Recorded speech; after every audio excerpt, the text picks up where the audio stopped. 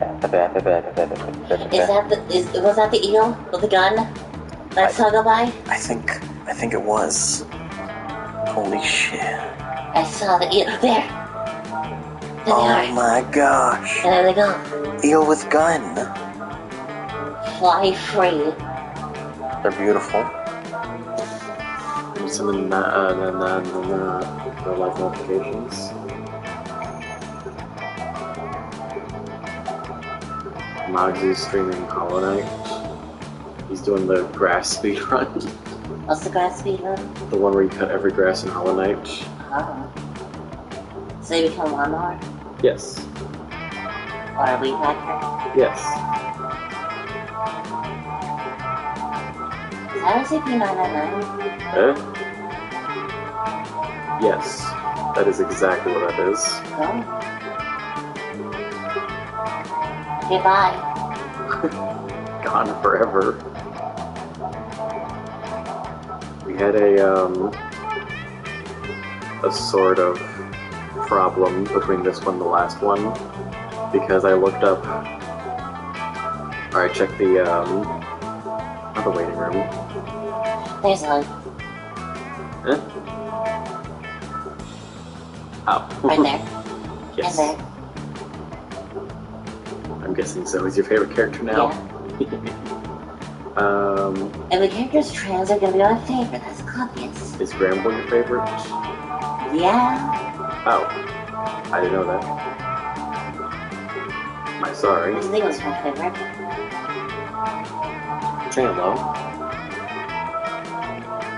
Surprisingly, no. Huh. Oh, right, the problem was that I checked the PS store for the other games, and they weren't there, so I was like, mourning the loss of not being able to stream the other two games. Then Pyro decided, why buy the Switch? We should check the Switch. And for some reason, all three games are on the Switch. This never happens. So that's interesting. It's normally the other way around.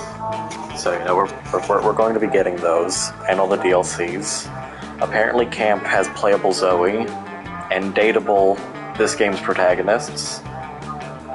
No, it's Road Trip. A Road Trip? Road Trip has the dateable ones. Okay. It also has Lambert in it from Cult of the Lamb, which means we should probably stream Cult of the Lamb before we do that one. Which is a game that I'm also looking forward to. So we gotta get the last three characters before we try to go for secret endings, right? Yeah. So it's Polly, Miranda, and Liam are left. I'm going Oz again. Obviously. Oz is they. Everyone knows it.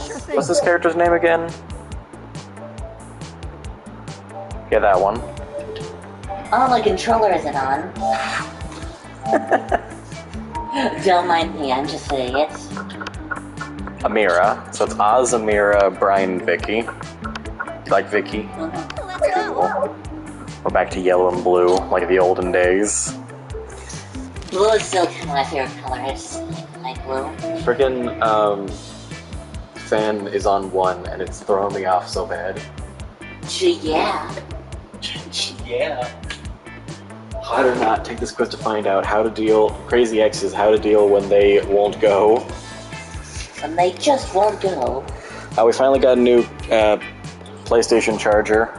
Let's not break this one. So, yeah, if I check the thing, we're finally actually charging. Yep. You stayed late at office. So you're going for Miranda? So I'm probably going for Polly. And we're gonna save Liam for last. I just don't like smart people. They make me feel inferior. Neither of us want the vampire twink. You stayed late at the office, there are 5 people left, and suddenly they start to get naked for no good reason. What do? Be nice and bring them a snack, and by that you mean getting naked too, because you're a... I forget this game came out in 2017. Mm-hmm. Proposed... Actually, this game came out in 2020. But still. Yeah. Proposed to play the not-so-well-known version of an all-time favorite, Sexy Cluedo. What? Engage in casual conversation. You can finally overcome your social awkwardness by imagining all of them naked. Should I pick the answer, or should I pick one to help with a character? We're not going to try hard just yet. We're not mid-maxing yet. No. This one. Epic. And creative. You build a 100-foot statue commemorating an event so that in 1,000 years, archaeologists can learn something about the people of our time. What does the statue represent? Your least favorite political figure being devoured by rabid rhinoceri, which are also covered in badass tattoos. Politics so real. Mom. That mind-blowing twist in your favorite TV show that clearly changed the life of everyone forever, unlike all that boring stuff they show on the news. That glorious instant when your friend stopped you from texting embarrassing stuff to your ex while hella drunk.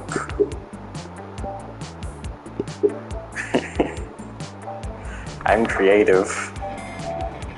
What criteria would you use to name your children?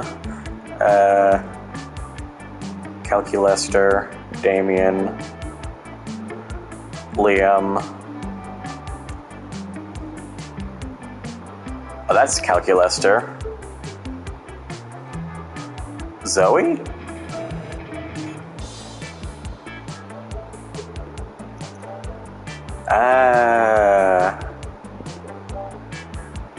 That's Zoe. Wait.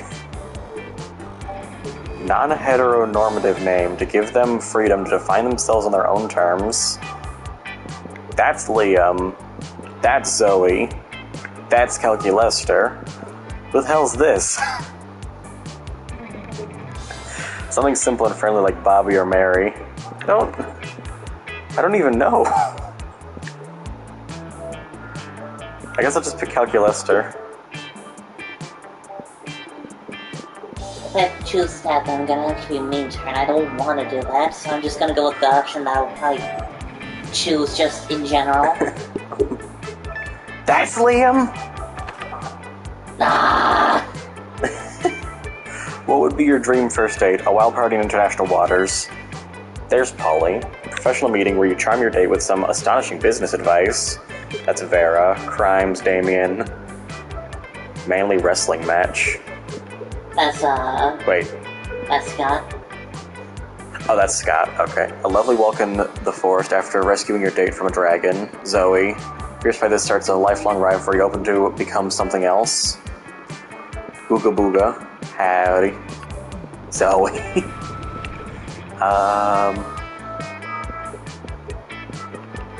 Oh, wait, I'm thinking Polly. That's one of the last characters we need.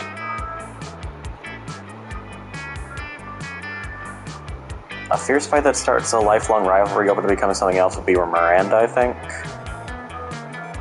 If you're doing that. I feel like that one because royalty. That'd actually probably be. There we go. Yep, okay.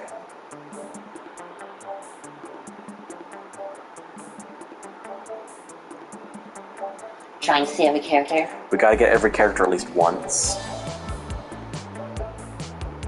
I can't just keep choosing Zoe. As much as you would like to. I also found out that, okay. Damien is voiced by Nate Wants to Battle. Scott is voiced by Aaron Hansen. Brian is voiced by ProZD. And Zoe is voiced by the same actor that voices Floofty in Bugsnax. And we already said last stream that Jacksepticeye is Calculester and Dan Avidan is a real student, not a cop. I really want to see that guy. I want to see that guy. We probably need the corpse. They're both some form of queer. Huh? We probably need to buy the corpse. Buy the corpse to find Dan Avidan. Because the cop is gonna be like, hey, that's an actual corpse. Buy a corpse to summon Danny Sexbang. We gotta make money. I think. To the library. You want to do that, or you want to go for the characters first? Go for the characters. Okay, so outdoors. Half-hour rave that goes full crazy. You know, it's probably stumbling around with it. Oh my gosh. Well, we're seeing the other way this time. Alert, friend exhibiting non-standard behavior, viral infection probable. No, I do. I just got tested. I'm just... Oh, did we read this again? No, skip it. She's drunk and stuck on a wall. Happens. Calculus just needs to understand what being drunk feels like. Then he'll get it. Ask him to divide by 0. Microprogrammers told me never to divide by 0, but if my friends are peer pressuring me into it... Do it! Do it! Oh no. It must be a good idea. Okay, here I go. Dividing by 0. Holy shit, he's gonna do it! He's doing it! I feel funny, but I also feel... What have you done to him? How'd you make the robot drunk? I didn't mean to. I kind of did, but I didn't mean to. I had to. I had to. Like, you're suddenly incredibly good dancer? How did you know? Right there with you, buddy. Wanna go to a karaoke bar and butcher some motherfucking classics? Why does Calculus feel so trans-mask? Yeah, I feel Yeah. that. Yeah, I feel that. I am a karaoke machine. I mean- Literally, I am a karaoke machine. Sing into my butt. Yes? Calculus was originally just a robot, He's just a computer. and now he's a he. So technically, that is trans mask. Holy shit. Both of the DLC characters are trans. This is wild. He's so trans-mask. I thought you'd never ask. Oh, hello there, hello there, Oz. Didn't see you there. Because my optics are seriously malfunctioning. It's freaking rule. I love corrupting the hard drives of the youth. You're the best, Oz. Now it's a party. You spend several hours getting wasted with Polly and singing to Calculus's ass. You gain +2 fun and 1 charm. Venus.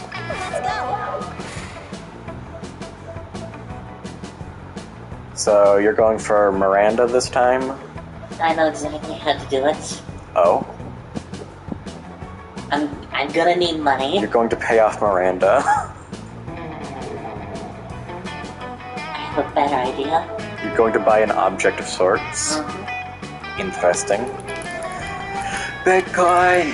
Buy, purchase, win! Bitcoin! Bitcoin? See Liam talking to Miranda. Miranda looks confused and Liam looks frustrated. Uh-oh. But I simply do not understand this art you're describing. You said the art piece is a bathroom? No. For the 100th time, the art piece is the experience of going into a bathroom, thinking it's an art piece. The artist purposely gave the room number of the bathroom as the room number for the exhibit. Even though there was a whole room full of his paintings elsewhere in the building, it was revolutionary. It certainly seems very complicated. Personally, I prefer the exoplanet sculptures of the Atlantean 5th Dynasty. You know, the man on the moon, the face on Mars of Pluto, art on such a grand scale.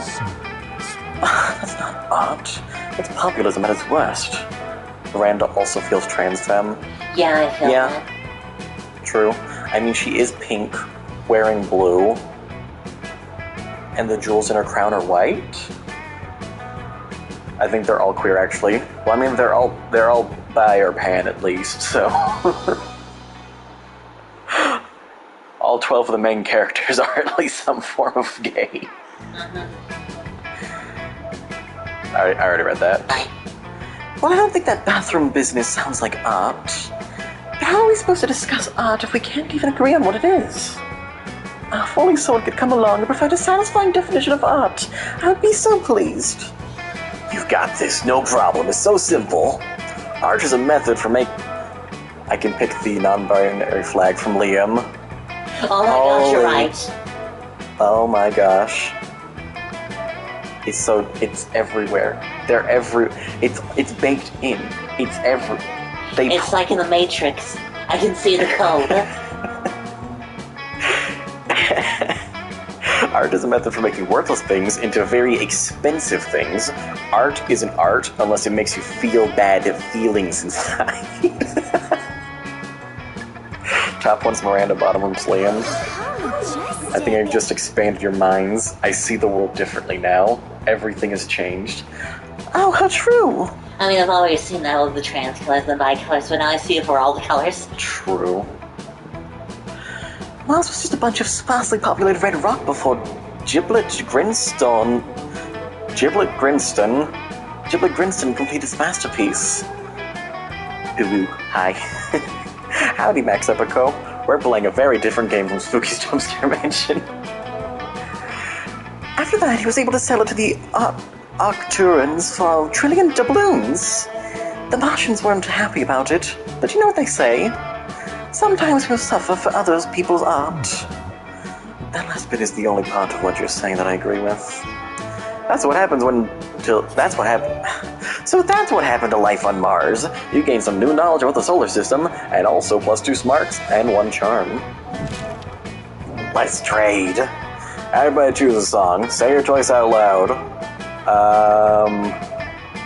Little V cover of I Am the Eggman rap.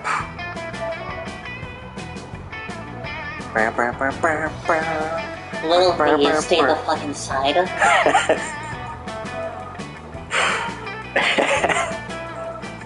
Read a book, do the laundry, learn how to cook. I should open this.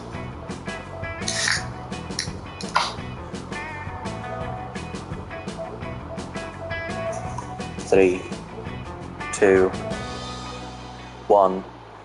Okay. Player just decided based on how inadequate it would be for the song to start playing at your funeral. So you're at a funeral that's just loudly playing, I am the Eggman! That's what I am! I am the Eggman! I picked the best day from SpongeBob. Oh no. Mr. Sun came my face mad at me. Said it's gonna be a good one, just wait and see. Yeah, Tio wins that one. Yeah. Oh.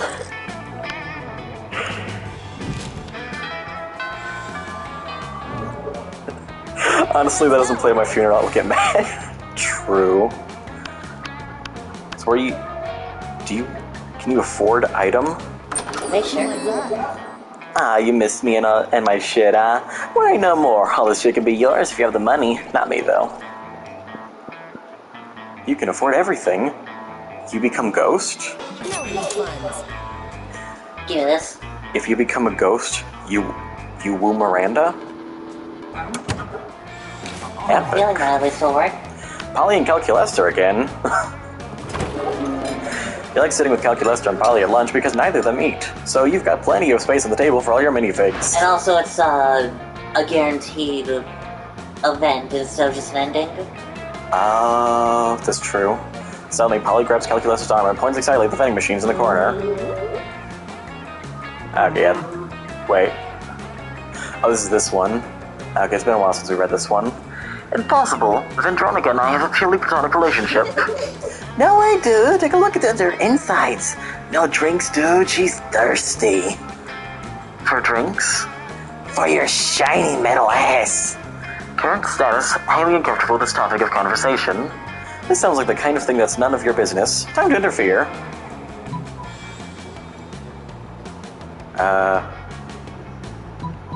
Yeah, okay, it's the bottom one. It was correct for Polly, but she seems not too thrilled about it. Is that a thing I should have done? I'm not used to communicating feelings, as I'm not even used to having feelings. Yeah, you gotta be honest about your feelings. Don't lead her on. But what should I say? Just say what's in your heart, dude, or you can get drunk first. I do not have a heart, but I will try my best. Calculester walks over to the vending machine and places a friendly hand on her chassis. Oh, gosh. Why not do that? Yeah. Hold on. Oh, wait, you speak binary, right? Hang on, oh my gosh. This could change everything. Yes. Holy shit.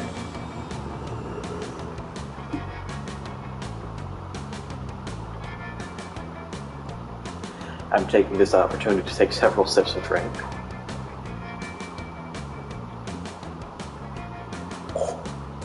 I took a screenshot, let me decode it. Okay. We'll continue to jam. We will continue to jam, as Kelky Lester says. Semicolon. Slash.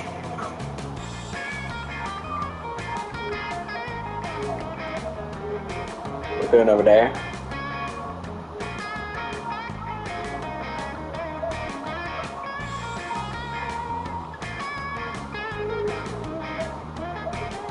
You find the secret menus?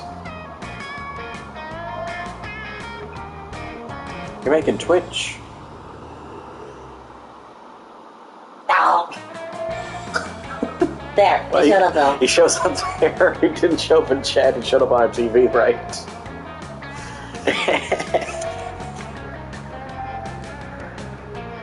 My stats are kind of decent right now. We need a bit more boldness and charm, Stay away though. from charm. Wait, I need to stay away from charm? From things that have charm. Oh, okay. You need not be bold, and you need not be charming. Should we progress, or should we wait until... I didn't like to get a screenshot. So... The vending machine solemnly dispenses a candy bar. It is a single, lonely musketeer. Please wait. I'm sorry. I'm sorry.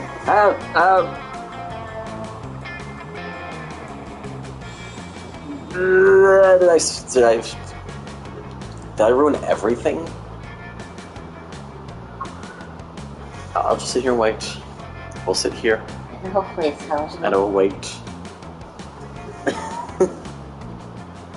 No, it's funny. Okay.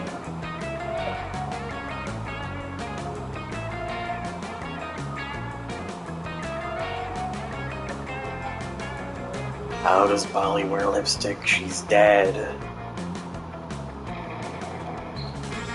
Where did the cookies go? You kill the lipstick? Oh. Do you think the lipstick is made out of dead fish as well? Dead fish and beetles?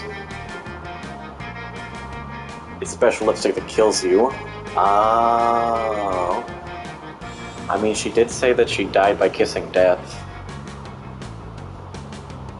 Neat. Ah, my fingernail is wrong.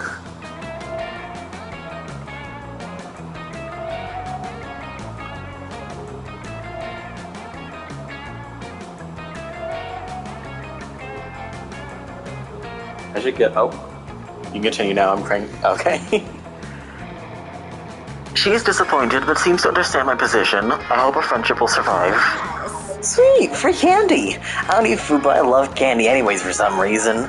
That's good to know. They didn't convince her to love you as much as she inexplicably loves candy. Let's trade places.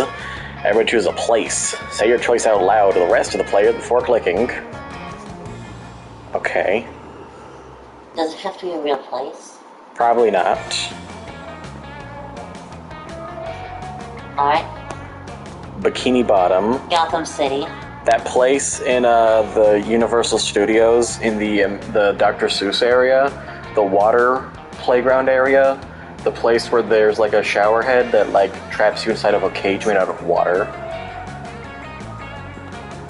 Priority was decided based on how hilarious it would be if the Hun were once again trying to conquer the world, and due to their ignorance about the present time, they prioritized conquering this place because they're sure it holds great strategic value.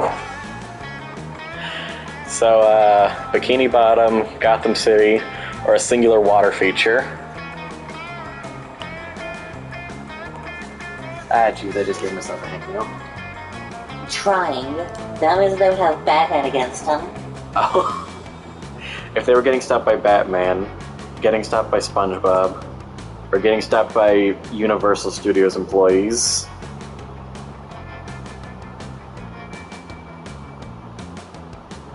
I want to say that I win this, but at the same time I feel like my answer was so stupid that it doubles up back around to being invalidated. Your answer was too good that you're cheating. You win this? Okay. Alright, it's you. Oh, it's me. Okay. It was so good that I feel like you're cheating. Exactly. She's in the gym. I think I'll save it for now at least. Wait, yeah, okay. Charm is at... wait. No, I need fun to go up. You figured out how this game works off stream last time, right? So, do I want more balanced stats or do I just want fun to go up as much as possible? I didn't figure out stuff on that. Okay, I'm going to make Charm go up then. Charm will be Auditorium? No, that's... I only learned the names because I found the subreddit up for this game. Smarts, money, fun. Creativity is Auditorium, right? Boldness, that would be Charm, I guess. So I guess I'll go to the bathroom. That day you skip class and hang out in the bathrooms because you respect no authority. I love their little guys. The little guys are perfect. I guess some people just want to watch the world burn. I skip in class. Hey Oz, darling. It's me, lovely fan favorite Polly. You know, I wasn't always a ghost. Yeah, it's probably about to get real. Hear me out. I used to be alive, but I died with unfinished business. Not gonna live forever like this until I finish it. And you might ask, what's your unfinished business, fan favorite lovely Polly? I guess I can tell you. I never did a reverse remaining Wilkinson. You know, sexually... don't get me wrong, I love being immortal and walking through walls and shit, but my soul will never truly rest until I do that freaky sex move. Oh well. Oh well. I've done that loads of times. Just name a time and place and I'll reverse all of your Romanian Wilkinson. Throw a smoke bomb escape while leaving a replica of yourself. That should buy you time to figure out what a reverse Romanian Wilkinson is. So fun. Because now the top one will be bold. He just said, it is N. I guess it got cut off. Oh. I sent it too early. Happens. Happens.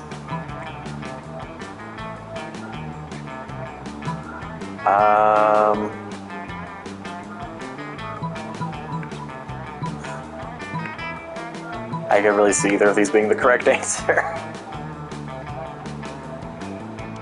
I'm gonna go with the bottom one, I think.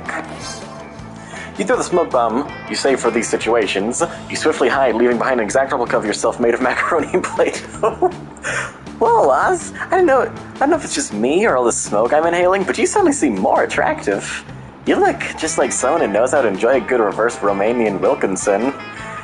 It is no the I-443U. Oh.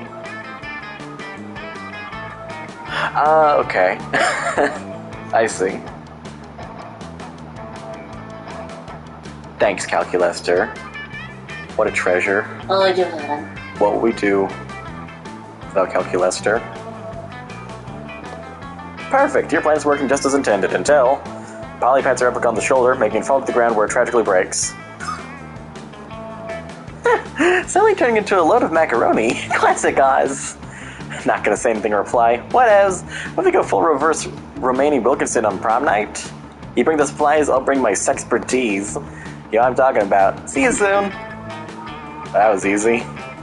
She totally phased out after talking to what is clearly a bunch of macaroni. Let's not judge that. The important thing here is that you might have gotten... She has every drug. She is currently high on everything. You might have gotten yourself tickets to the wildest night of your life. What the fuck is a reverse Romanian Wilkinson? And what are the supplies? For now, you at least gain +3 fun.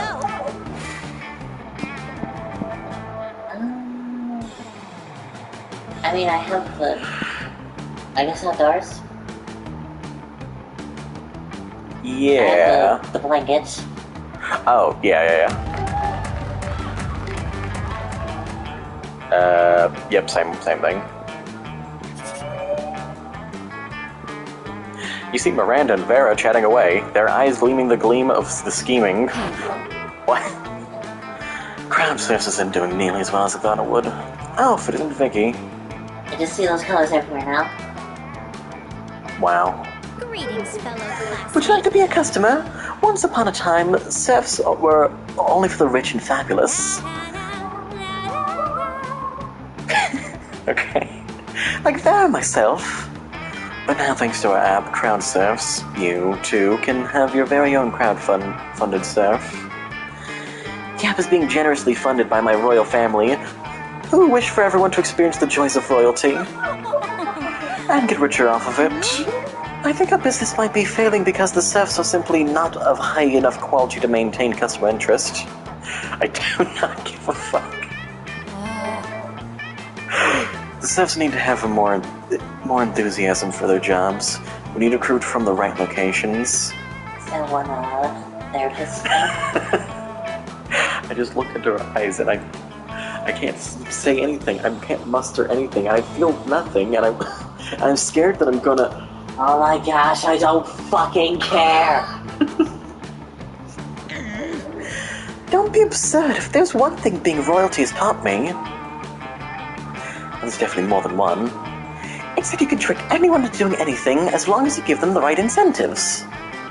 Why not start with the easily manipulated in the first place? Vicky, what do you think? Vera's right. Why not recruit people who want to be bossed around? At a leather daddy convention, Miranda has a point. Everyone wants to win. Host an unpaid labor competition where the prize is doing more unpaid labor. Oh, you weren't creative enough for that? But I guess it worked out. Oh, what a delightful idea. It's true that for those who are not born to fame, gaining it, or watching others gain it, is a favorite pastime. I'll have my press agent advertise it as the hottest competition since Metropolis's next top tier. And so, who wants to be an unpaid laborer is born. People compete their hardest at various demeaning tasks, and the winner gets to continue to perform them as a serf. You're not worthy. There you are, you wretched little saboteur. Our unpaid labor competition has been completely upstaged by the preparation industry surrounding it. It's almost as if the results of the competition don't even matter anymore. There are labor competitions, prep programs starting for middle schoolers. The people running these unpaid labor tutoring programs are making far more than we are. Disgraceful. You must be in cahoots with them. Are they giving you a cut of their profits? You try to deny this, but the girls have already stormed hotly off. Worst. You lose -2 creativity and 1 fun. Yeah, let's all go to the points, so... You are out of creativity. That weekend. Hit me. Ahas. You're doing some healthy nighttime jogging when suddenly a chariot pulled by aquatic horses, not seahorses, emerged from a nearby fountain. How does that even work? Anyway, a door from the chariot opens and unsurprisingly turns out to be Miranda. Ah, Oz, you seem like a trustworthy person. Well, you certainly like to think so. I need to let you in on a secret. And don't tell anyone this, I am a princess. I've been keeping it undercover because I think I'm falling in love with a mere commoner, Vicky. I've heard some hints here and there, like always wearing my crown or casually and subtly mentioning that I'm a princess every 3 or 4 minutes. But soon it shall be time for the plot point in every good romance where my true identity is discovered. They must accept me as the princess that I am. Now, this always turns out just fine in the movies and the fairy tales, but alas, here in the real world, dictated by logic and reason. She can't mean this one, right? There are some very confused people who think that my kingdom's benign and helpful invasions of other kingdoms are unfair, and therefore against the monarchy. Naturally, I'm anxious to see how someone like that might react when they finally learn my incredibly well-hidden secret that I'm a princess. Why, Vicky? How does she feel about the monarchy? Shut up and kiss Vicky already. The monarchy? She loves the monarchy. That's why she voted to never vote for class president again, and instead choose someone based on divine right. Oh, hadn't you heard? Vicky has a tattoo that says "Down with the bourgeois" on her chest. Voting? To end voting? Why, this is one of the most brilliant subversions of peasant power I've ever heard. Vicky supports the monarchy shall not go unnoticed nor unrewarded. Assuming you consider going to prom with me a reward for supporting the monarchy, which of course it is. Huzzah! Huzzah indeed. You gain +3 charm. Everybody choose the movie. Say your movie. Say your movie. The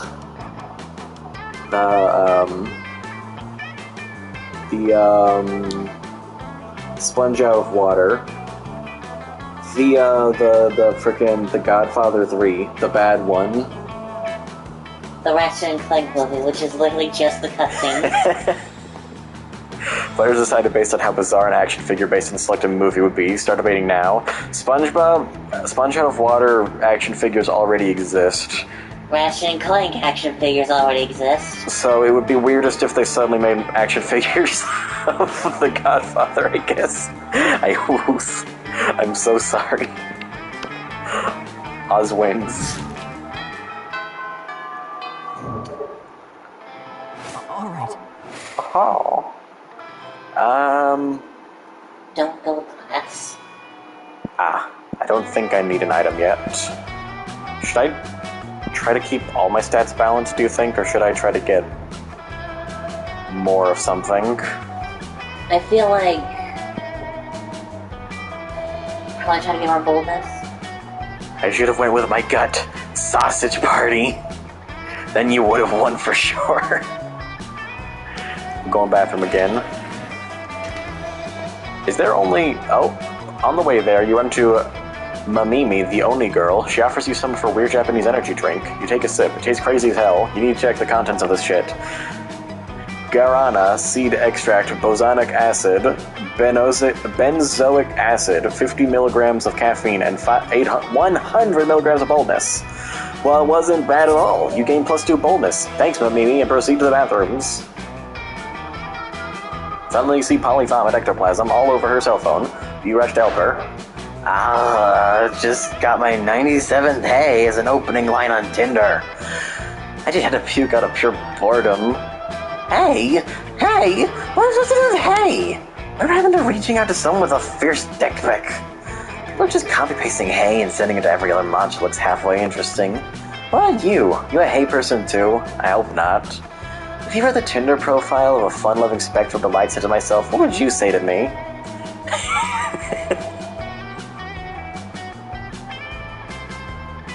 You're beautiful. Are you fun candies? Because I want to do you all night long. I don't know what that means. I'm going to pick it. Hell yeah! Fun candies! It's a great opening line. Also, let's do fun candies. You wake up an indiscriminate amount of time later feeling like shit. But happy about it, so like unicorn shit, where it's rainbow or something. When you run to Polly later, she's grinning like a lunatic, and it's clear something went down. Maybe one of you... Hey there, Kitty Patootie. I had the best time the other night. We should really do this again sometime. I mean all of it. Even that zoo animal style stuff. Left a couple things on my place to put them outside your locker. With that, Polly disappears, leaving you to wonder what exactly transpired between you and what article of clothing you left behind. When you open the box marked Oz, all you can see are a pair of handcuffs and the last surviving rescue pigeon. Neither of those things are yours, but she would hate for Polly to think you're lame. Apparently, when she said zoo animal stuff, she meant stealing a bird. Sex. Yes. So it seems like maybe you guys didn't so much have sex, but she clearly wants to spend more time with you, so hell yeah. You go home with a huge grin and a new pair of handcuffs and the last surviving... Whoops. What was the last surviving rescue pigeon? You should be more careful with your belongings. Irrelevant! You've gained Polly's admiration +2 charm and 1 fun. Let's go.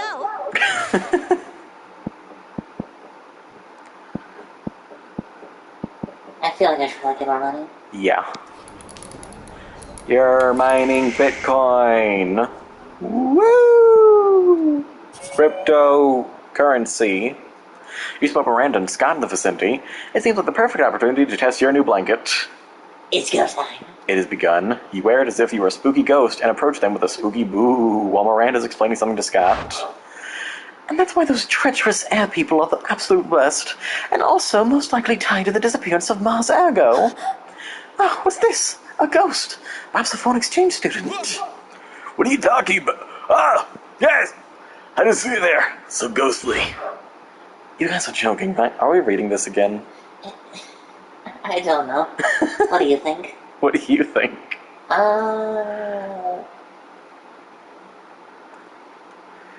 You guys are joking, right? It's clearly just Vicky wearing a blanket with high holes cut in it. Jealousy is a powerful fun candy, Liam. Do not become addicted. Yeah, Liam. You can see anyone saying, oh, Liam is really just wearing a Vicky wearing a blanket with high holes cut in it. Exactly, Liam. Even despite this many times we suspected it was so. What? I'm sorry, little ghost, we were ignoring you. That's true. Tell us, do you have any cool ghost powers? Oh yes, divulge! Basic ghost knowledge, ghost's main power is levitating stuff, ultimate ghost prank, haunt someone into despair. Use your ghostly hands to grab your phone and you start waving it in front of them. Whoa, look, it's making its phone levitate. Total ghost move. So they can have sex, fuck, Tinder, ass, shit, cum, but not drugs. I feel like this is... It's less like they can't say it, it's more like they're not saying it. Because it's funny. It's like Adventure Time with their fake curse words. They could use more curse words if they wanted to, but they decided against it, because they cursed in earlier episodes, and then they just stopped. You can clearly see how she's grabbing it with her hands. No, but see, the phone is moving in a very spooky way, which means it is levitating. You can literally do the same with your hands. No way. Let me check. It's true! Look! Scott is moving his phone with his hands. Brand starts doing the same. What sort of sorcery is this? Suddenly we can levitate our phones. Well, clearly this isn't a ghost, and this is happening because the ghost is sharing its ghost powers with us. What a generous ghost! You could learn a thing or two from this ghost, Liam. I can't recall you sharing your vampire powers with us. I'm out. Liam leaves and you spend several hours moving your phones with your hands while booing. You gain +2 fun and +1 charm for being such a generous ghost.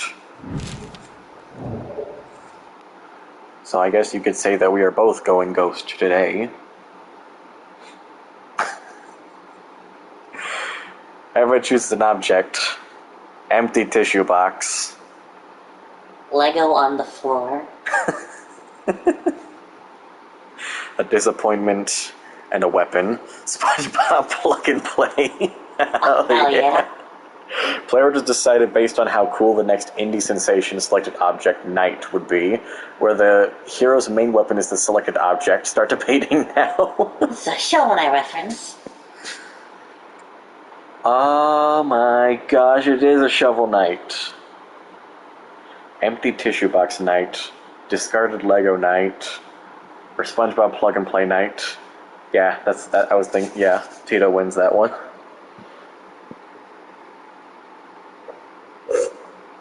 A discarded Lego Knight would probably look really cool though. True.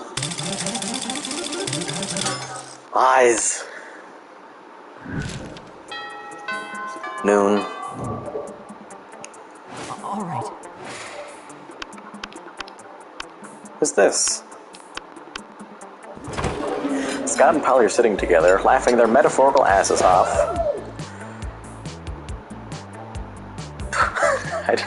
I don't know why. My brain did not know how to read that for a second. To Damien! To Damien! God, Damien, look at my stupid red face. I use violence to cover up the fact that I've been brought up to revere a toxic version of masculinity, which has alienated me from my own true emotions. You sound exactly like him. Okay, you do Vera. I'm Vera. I'm very smart. My hair is pretty, and all my friends look up to me because I am a strong, independent woman. Scott wouldn't do a voice. That wasn't him doing a voice. He was just struggling.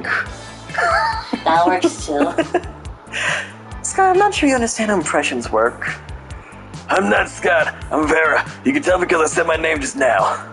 Okay, what about you, Oz? Got any good impressions? Just one, but it's a real doozy. Woof woof, it's me, Scott, a dog boy who is bad at impressions. Look at me, I'm Polly. Look at me go. Wait.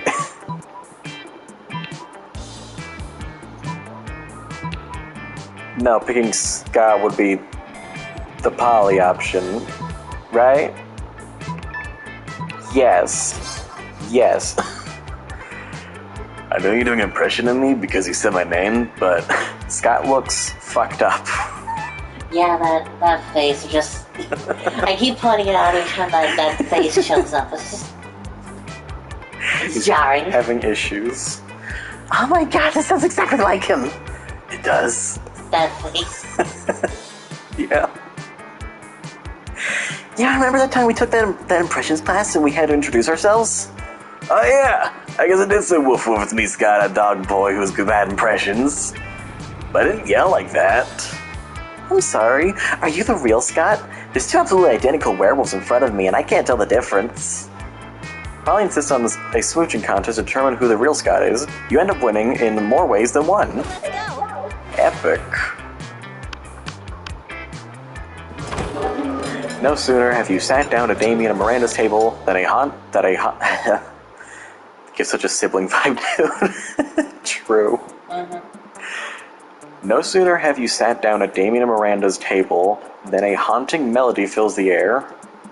It is a melody of cold northern peaks, of cloying sweetness, of a supple bovine teat, the song of... The ice cream wizard! He's here! He's here! How do I do Damien's voice? I'm gonna eat so much ice cream and then puke on someone I don't like.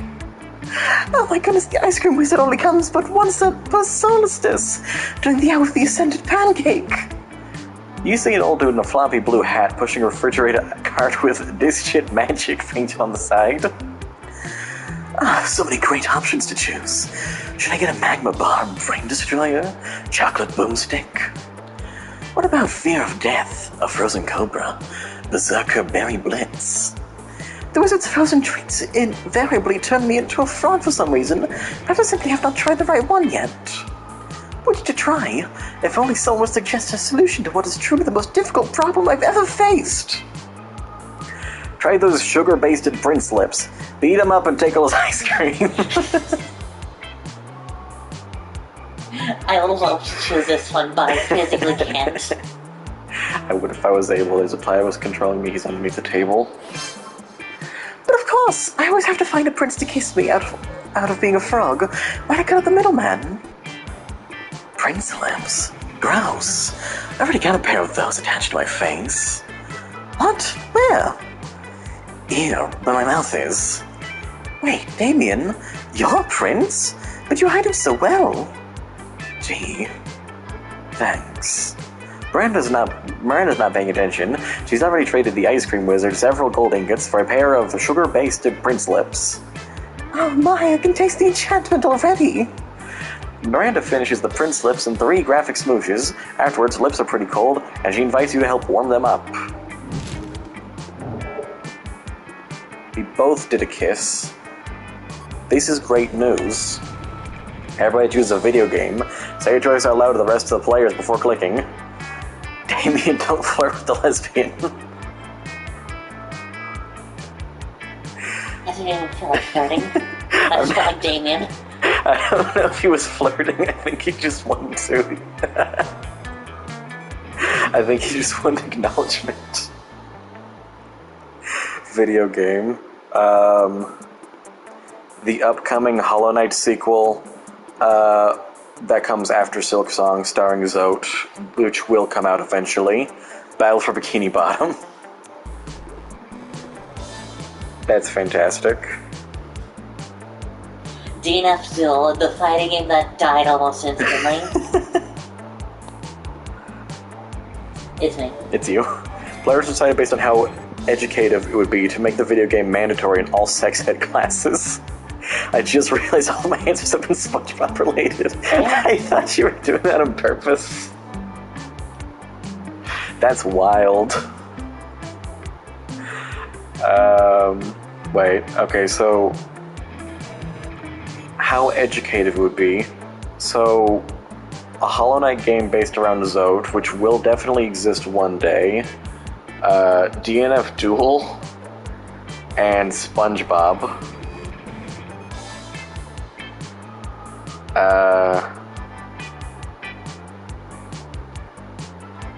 They point at DNF Duel. I like to say, don't do that. Don't kill each other. Yeah, sure, you can have it. Dude, seeing SpongeBob awake anyway. Sorry. I mean, you know. None of us picked games that would work. It just doesn't work for any of us. I think that's why there is a random button. That is, in fact, why there's a random button. Maybe choose random. Choose random. Eyes.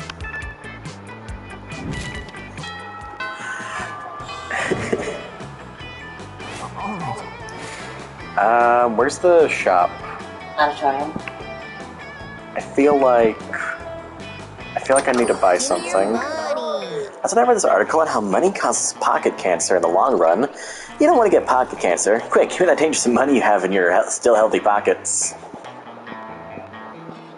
I can't afford anything. But I can't afford stuff, but I can't afford anything.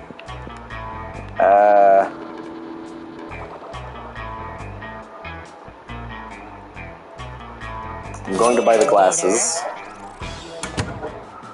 How many times have we bought those glasses, Oz? They are Oz's signature item. They should make it to where they come with Oz automatically. Just poorly photoshopped one of those sunglasses on just a stock image of Oz. Yeah.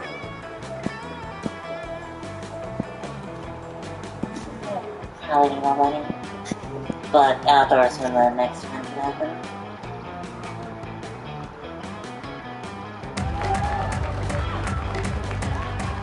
Yep. We have seen every outside event, I'm pretty sure. Is it feeling like going full ghost with your blanket again? You're observing your surroundings when you spot Miranda and Damien. You ready to get closer when suddenly... Oh, right. Greetings, beautiful high schoolers. It is I, the interdimensional prince. Do you think he'd have an echo on his voice? No. No. I'm here to rescue you from your mundane existence. Just sign these marriage papers. Can you even date the prince? I think if you... The game seemed to imply that certain items can make you date the characters that aren't supposed to be. So I think there's probably an item that lets you date the prince. Not this guy again. Look! What? Whoa! Gasp! An underworld spectre! This again? What again? Lena's clearly a kick-ass powerful ghost. Look at its face. So deadpan. No expressions at all. That's because it's not a face, it's a sheet with 2 holes cut in it. Man, I wish my face had 2 holes cut in it. That'd be fucking metal. Now, listen, it's not a face, it's...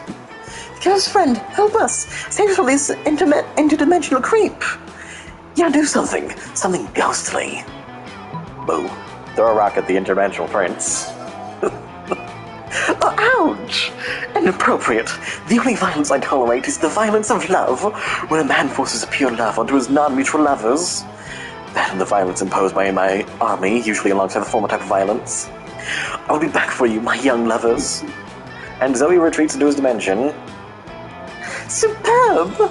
Metal! That ghost just beat the prince with its ghost powers. She just threw a rock at him. Dude, pay attention. It was clearly a ghost rock.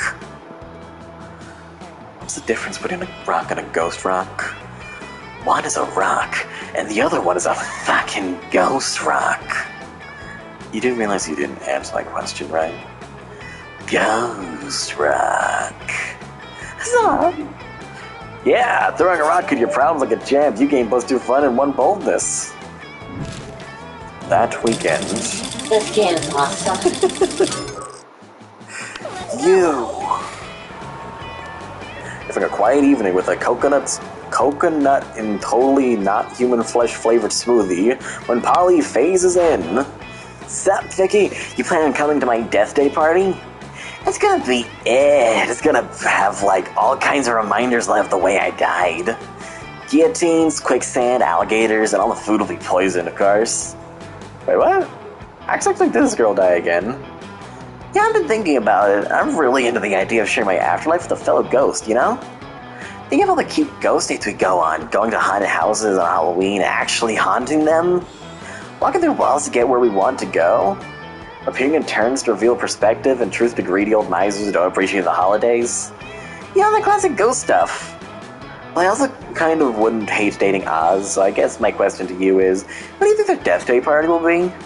Like, will they become a ghost soonish, at least? I'm not super patient, but I do think they party down and could party even further down as a ghost.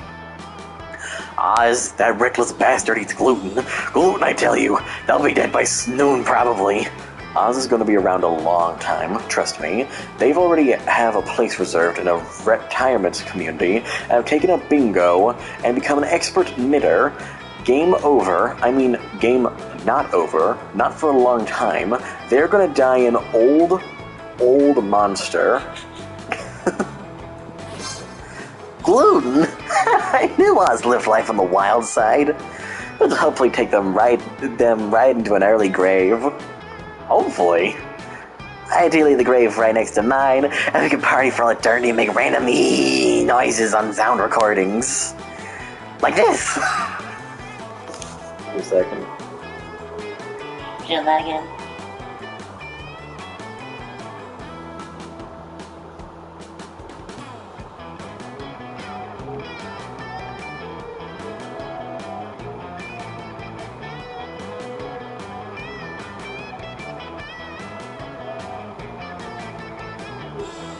I want to freaking log into an account.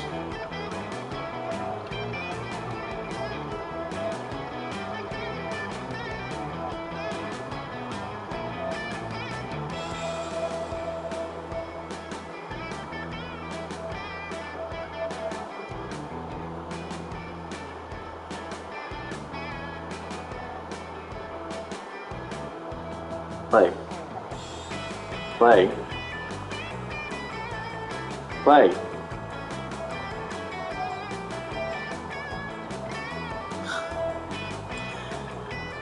Man, I'll never be happy again.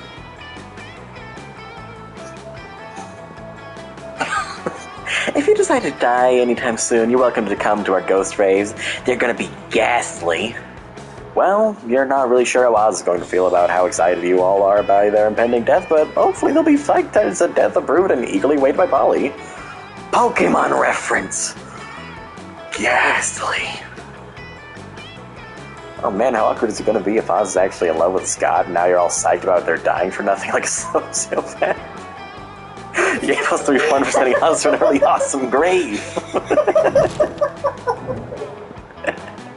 Everyone choose a brand. Say your choice out loud. Brand. Those kinds of rubber bands that, like, when they're not stretched out, they're a dinosaur. SpongeBob. Fantastic. Ramen noodle.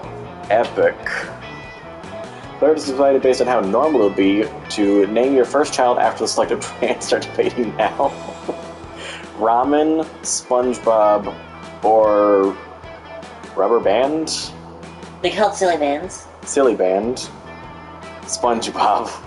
Name your child SpongeBob or name your child Ramen. Not sure, but I'm gonna say random. You I win. You could just shorten it down and just have it be Bob. Bob, exactly. You know SpongeBob, but you only call them Bob. Their name is SpongeBob, but they could go by Bob for short.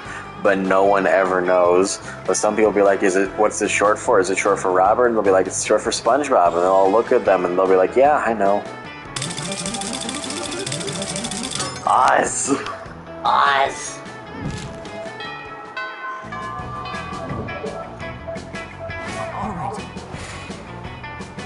With my newfound power of glasses, I shall now go outdoors. Oh, Give me money. Damn it. I can't. I don't want the shitter. No, I'm broke. You should know this.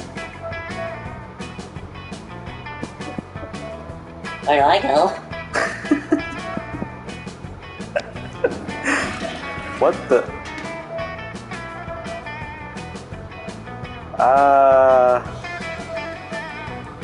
Okay. I think you skip class and hang out in the bathroom because you respect no authority. But you don't stop there. You want the... Like the one Tumblr post about naming their kid mayonnaise by calling them May since that's not weird as strange not. I don't know that one. Yeah, I remember that one. That's great. To know how reckless you are for the rest of eternity, so you do some graffiti on the wall. No way! Graffiti says, I'm bold as fuck, and you know what? It turns out the wall's a magical wall that grants wishes! What a wall! A deep voice resounds from within the wall and says, whoa, not bold as fuck, but maybe a bit bold. And then you gain +2 boldness. Oh boy, that's an opinionated wall. Anyway, lucky you. You know, it's probably bent over her phone while Miranda tries to peek over her shoulder. Something really interesting must be going on Polly's phone. When you get closer, though, you see that Polly's just on Tinder again, swiping right on everybody.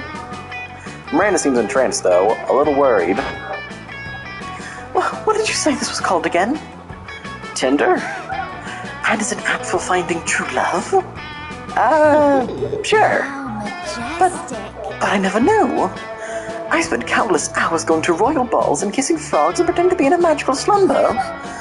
Well, I could simply have been using this app. I mostly just use it for collecting dick pics. What are these dick pics? Tokens of affection? Oh, alas. Your two maidens hanging out. They're bonding. This can only mean good things. To be so far behind in my quest for love. I'm 19 years old, practically an old maid, and only now learned of this. Why are we the same age? Holy shit. I feel like they're all 19. No, some are like 21. It is in Wait. the opening. Oh no, yeah, it does say their ages in the opening.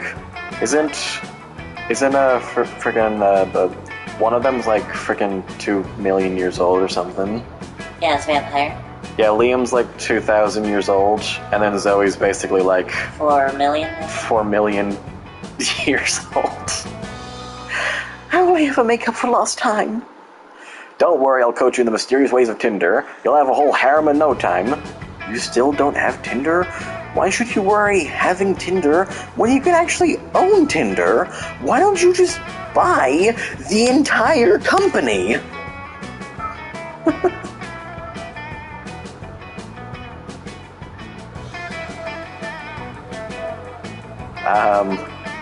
Wait, are we picking one of them, or are these both just Miranda options?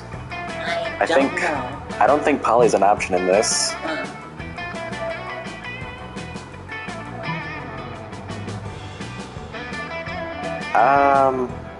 That might be creativity, and I have 0. Oh. That feels like boldness. I have some boldness. You have everything except creativity. This doesn't seem creative, Yeah, as long as it's not creative. because that could be creative. This, I don't think is creative. And then it's creative, I'm just fucked. Let's go. It was charming. Apparently you weren't charming enough. Damn. A harem? Michael Octavius bought me a harem when I was 15 years old. I never saw the appeal. I can't fucking sleep, but I have to do something in a few hours. Ow. Oh no. I'm not exactly good at helping people go to sleep. I'm better at helping people stay up. The best I've got is to what is it like? I just normally play music and lay in bed and you basically just tell yourself that you're just gonna lay down for a while, until eventually you aren't awake anymore. Local Splatoon addict can't fucking sleep and is craving ice cream from the freezer. Oh dear. Didn't they update Splatoon recently? It looked like they added the other event to it or something. Like they did the chaos stuff and now you can do order. I already read that. Side order. Sick. Speaking of which, I wonder if anyone has been feeding the concubines. It's hell. Is it good hell or is it bad hell? But in the case, it's not a harem I'm seeking, but a soulmate. Someone to sweep me off my feet and carry me away in a gleaming white horse. Bad. Damn it. So I guess it was a good thing Pearl won. Which I wanted Pearl to win anyways, so, you know, it worked out. Chaos is fun. Chaos is way cooler. Just rescue me if I get put into a magical slumber, or trapped in a thorn-covered castle, or abducted by a dragon, or cornered by the Duke of Mariana's at a cocktail party. You're not worthy. Alas, it seems as if I will have to accomplish my goals by myself. Too bad, you lose boldness and fun. But you do wonder if there's any way you can get invited to that harem. It's still amazing, but Pearl and Marina are canonically lesbians. Oh, it's still amazing that Pearl and Marina are canonically lesbians. I was about to say, what do you mean, but? That is true. Wait, they made it canon? Oh, hell yeah. Nice! Everyone chooses a historical figure. Say your choice out loud to the rest of the players before clicking. Leif Erikson.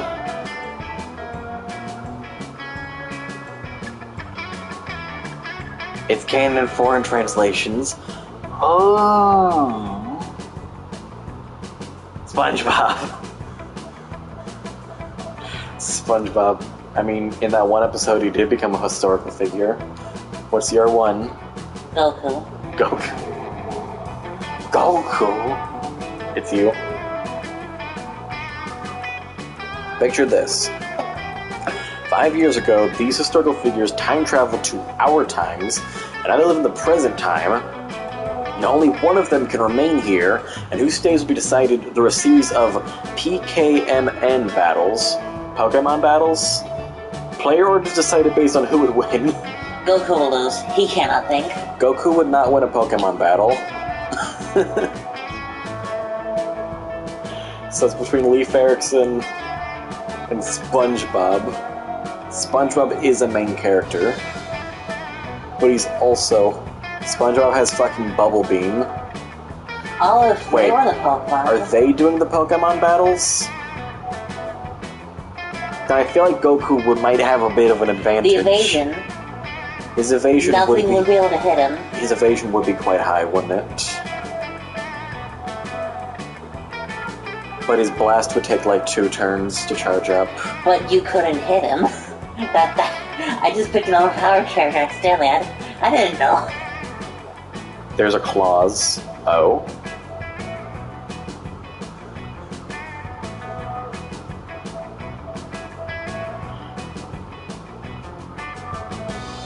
No evasion / lowering accuracy. Oh. Are you saying it's a common clause in tournaments? Oh. So what you're saying is SpongeBob has a chance to beat Goku? What about Leif Erikson, though? You know, I'd imagine he's relatively strong. But he's just a guy. He's also a guy. I think he could. We're going with SpongeBob being able to beat Goku. Alright, let's do that. Hey, he actually won the roll this time. I'm pretty sure that was the first time. Okay, you got 2. They're talking to each other again. Holy shit. As usual, Miranda sits before her immaculate array of carefully arranged silverware. Damien predictably is examining her biggest knife. So this is the one for killing people, right? Disgraceful. What? Good heavens, no! This is the butter dagger. It would be unseemly to use it on meat. So what then? Am I supposed to use a scrawny-looking knife to kill a dude? To kill a dude? No. If you simply must kill someone mid-meal, it's customary to use the fish knife. This is merfolk court silverware, after all. That tiny thing? I might as well wait for my victim to die of old age. That is usually how it's done in my kingdom, yes. That or poison. This is ridiculous. You over there. Which knife would you use to kill a guy? And don't say the fish knife. The fish knife. A spoon. What? You need blades to kill people? I said not to, but you said, I'll show you which knife is used for murder. Dane picks up the big scary knife he wanted to use in the first place and lunges at you. You pick up the fish knife. Yes, defend my honor. They should hold the knife with pinky extended. What? How'd you disarm me? I'm known with the best at stabbing. Fuck me, I guess the fish knife really is the best for murder after all, huh? One must never doubt a princess in matters of silverware, my dear. Miranda's so impressed with your prowess in combat and silverware, she awards you her napkin as a token. A totem. When you arrive at their table, you find that Polly and Liam aren't eating, they're just taking pictures of their food.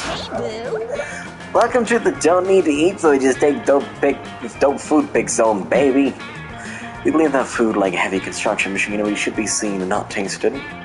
Yeah, I mean, have you ever tasted heavy construction machinery? Have you? I don't know, maybe. My weekends usually kind of blur like last Saturday. There'll be plenty of time to chronicle your sex points later, Polly. Right now, we can focus on these food pics. I need to get food, holy shit, is insane. Give me a second. Okay. You go do. I will continue wearing these glasses. I want to play Pikmin. You should play Pikmin. Play all the Pikmins. Play all 5 Pikmin games at the same time. Is Pikmin Bloom a game? Play Pikmin Bloom as well. While Liam and Polly are busy bantering, you're busy arranging a dope food pic of your own, and now to complete your masterpiece. A food pic, but instead of food, it's just a bottle of whiskey with ketchup on it. Food pic of Liam taking a food pic. So meta. Oh my god, yes, I love liquid lunch. Wait, but you don't need to but you don't need a drink. That's why I allowed you at my extremely cool food pic table. How do you even drink liquor? Duh, I make an alive person drink it, and then I possess them and suck the drunkness out of them, obviously. I suppose it's not too terribly dissimilar on how I get drunk. But why put ketchup on the whiskey bottle? So it counts as food? You can't just drink a bottle of whiskey without ketchup on it for lunch. That wouldn't be a meal. Can't argue with that logic, nor do you want to, because then, how would you justify getting drunk at lunchtime? Let's trade places. Everybody choose a fictional character. Say your choice out loud, the rest of the players before clicking. Broshi. Denji. I'm going to assume SpongeBob. Player decided based on how weird yet arousing would be to receive.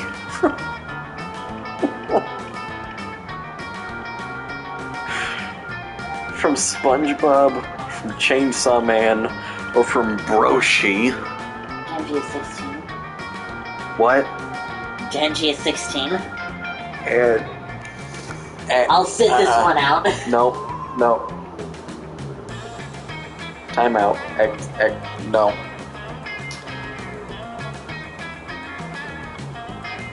Broshi.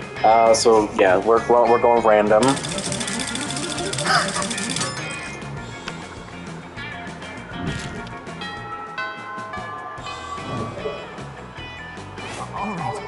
Oh. Where's the cat? Nowhere. Wait, oh yeah, there'll be no Cat reason. isn't in the first and last one. Yeah. Let's see if I screwed it up. It goes full crazy. Wait, was that new? Oh well. I'm at 20 fun. Polly seems really excited about trying a reverse Romanian Wilkinson with you. And the only thing you have to do is to get all the neat supplies, which will be fine, except you have no idea what any of them are. Luckily, you've got a few spare minutes to try and figure this out. You do a quick search on your phone, and because you assume the internet would know something about this as long as it's related to very weird sex fetishes, nothing. While trying other keywords, you spot the coven, looking over at your phone. Oh, right, these three. Always the same with you. I still have no idea how to voice these characters. Pyra, I'm gonna leave it to you. What voice do I give these characters? It's, this one. This one? Yeah, but like, what kind of voice am I doing? You're voicing 3 characters with each one that looks like they would have their own way of speaking. Yeah? So...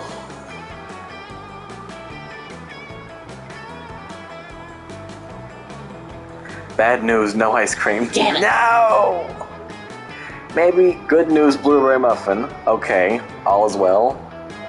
Everything is fine. Are you saying I should just muffle my voice but then like slightly shift how I'm talking while doing it? What? Could it possibly be they know something about the reverse Romanian Wilkinson? No, they're always bitching so much about saving the world, they would never admit they're into these kinds of very weird sex fetishes. Maybe you're not searching hard enough on the net. Or maybe you're letting your prejudices blind you. There's not much more time to lose here. The solution is clear. You're tackling online searches in a very short-sighted way. You need to come up with unexpected search terms that will point you in the right direction. Use your people skills to get the 3 witches to admit they know what a reverse Romanian Wilkinson is, and to tell you what you need it for. That was smart, right? This would be smart. This would probably be like bold. It might also be creativity. Damn it. Reverse Romanian Wilkinson didn't work. You also try other similar combinations of words. We did with the Wikipedia page from Romania, which leads you to somehow to the page of Zakuska, which looks quite appetizing. Then you go to a blog about international recipes that use eggplant, and suddenly you're watching a YouTube video that reveals that eggplants are called that because they used to look exactly like eggs. Whoa, this is amazing. Oh wait, what? 10 hours have passed in the blink of an eye. You know, super into K-pop, and you bought 20 exotic crabs for some reason, and you've become a very respectable admin on some dog racing forums. You're quite sure you were looking for something else when this started, but you can't quite remember what it was. Something about Romania? Nah, who cares? You're the owner of 20 exotic crabs. Fuck it! But so much erratic web searching made you lose -2 charm and 1 smart. Yeah. Yeah. Let's go. I think there's still a chance. That day you listen to your elders and learn valuable lessons. Sometimes, after all the monster nonsense of like dating gimmicks, you forget that attending class is supposed to be the primary activity of the high school. You get smarts. You could start doing something productive, like putting your blanket and put them in all those ghost shenanigans. You're looking for someone to run to the person that might finally see through your ghostly deception apart from boring Liam. Wait, what's this? Another ghost? No, I can't believe this. Finally, somebody else notices. This is clearly just Vicky wearing a... I can't believe it because it's just too cool to be true. Come on, it's not cool nor true. Liam, I can't hear our cool new ghost friend over all your jealousy. So tell me, how did you die? We had to share so much of ghost gossip, or ghost sip as I like to call it. Good question. Time to improve a lie with another bigger lie. Don't do the sacrifice, do the other one. Ghost wink. I only tell how he died on the 3rd date. Boo, ghost wink.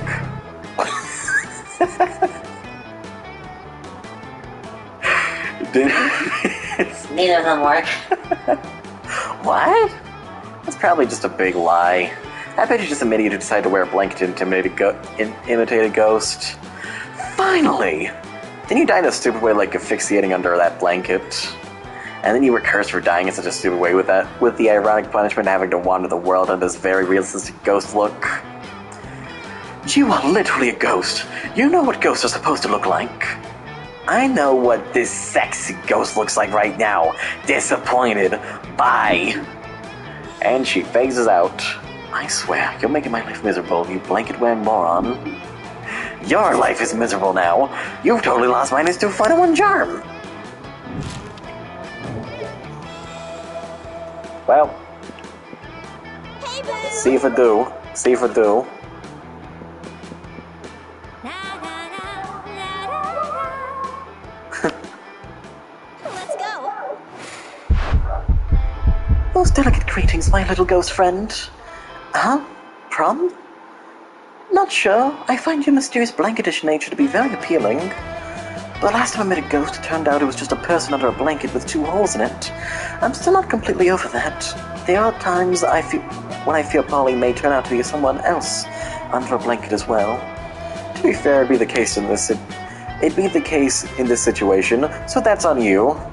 Farewell. Disgusting! Prom night sucks. Why did you decide to ask anyone to prom while wearing a blanket? You've been to be ghosted. You're the one haunted by the ghosts of your failure. So that's the Scott route. You'd have to have Scott, yeah, I'm pretty sure. Oh my gosh. Or maybe I'm wrong. I don't know. Okay. Boo. Oh. So I plug up your courage and ask your blow to what's wrong with you? Prom night? You seem like the kind of person that would have us both ending the night in the hospital. And that's the kind of unnecessary danger I like in my afterlife.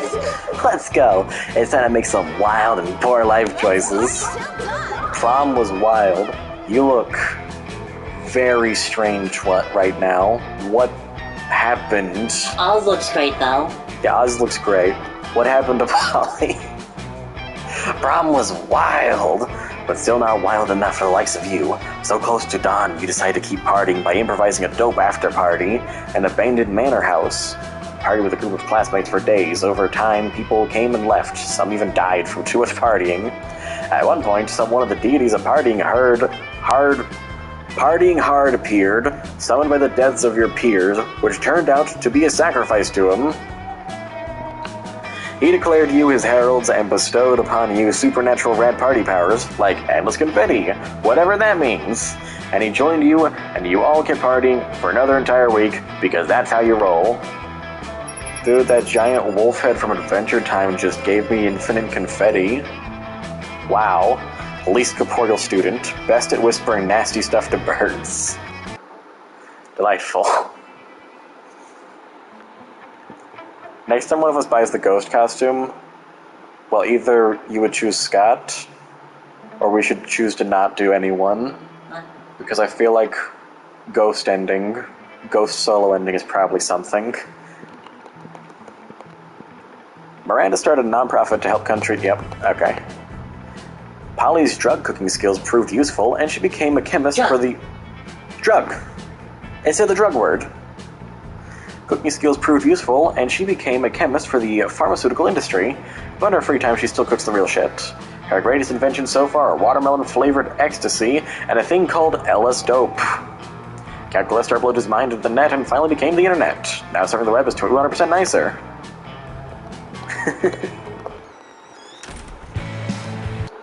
Man, we still haven't seen certain characters. That's wild. Okay, where's the picture?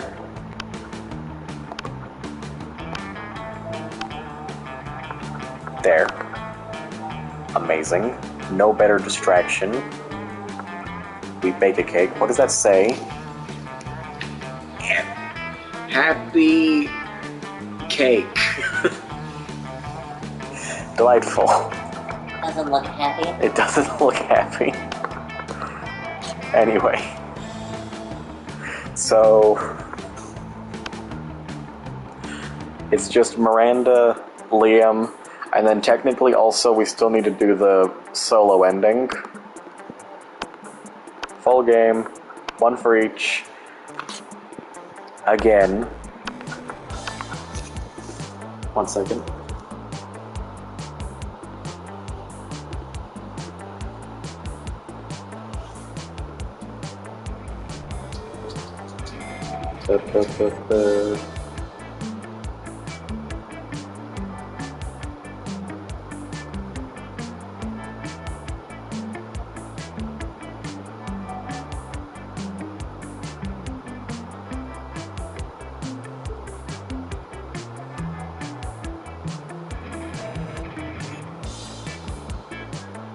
Welcome back, you lovely degenerates. It's me, Eyes.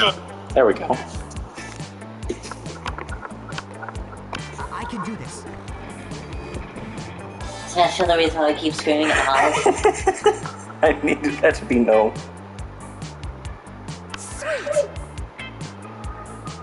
Be a masculine character with feminine pronouns. Okay, we will exit out immediately. This run is worth it. There is only one masculine character. I will do it. Okay.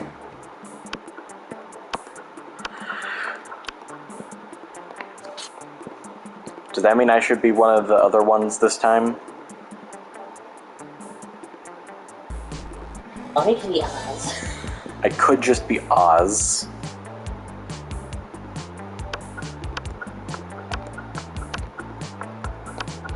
Anyway, you're playing with Brian this time. Actually, no. I don't think the name would be Brian. Holy shit, rename him to Pinky.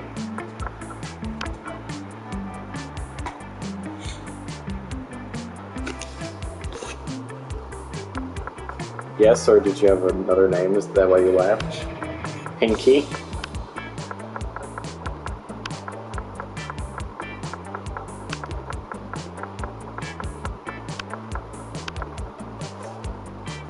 No, because the pink stuff on the... And the brain. You get me. You understand me. And we had to experience its ultimate challenge, Monster Pump. I'm dating Liam this time. That's cool, I guess. Right.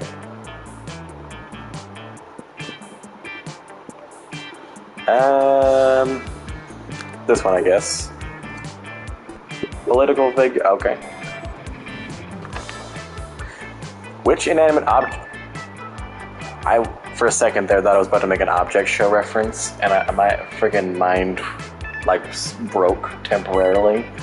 Which inanimate object do you think would make the best girlfriend or boyfriend, provided you went criminally insane and hated? You fool! You idiot! You brain-dead mutts! Because of my plan, I can now execute my headcanons. She/her Brian!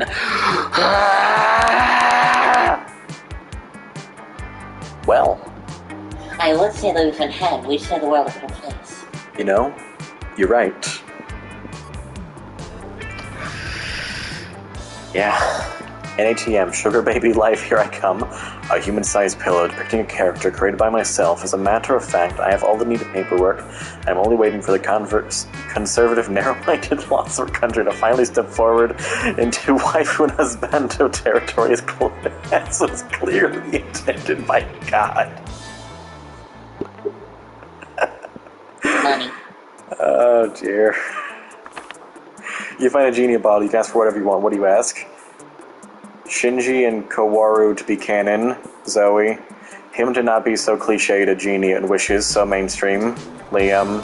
Infinite confetti. Polly. I didn't ask for anything. I drink the genie from the bottle. I can grant my own wishes. Damien or Scott? A rainbow that you can eat. That might be Scott. To feel truly alive. Calculester.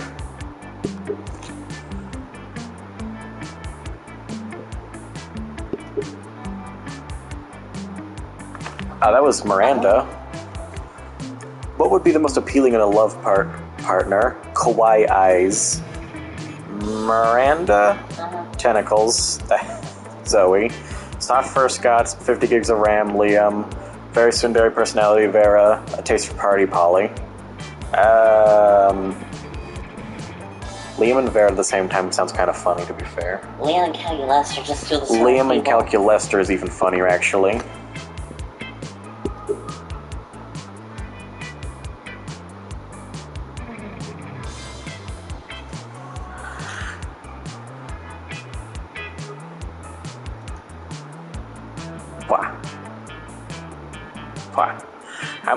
How much of this game should we play before we try the sequel? All right. At least get every character. We gotta see every character at least once, including Solo. Including Solo. I also want to encounter every character.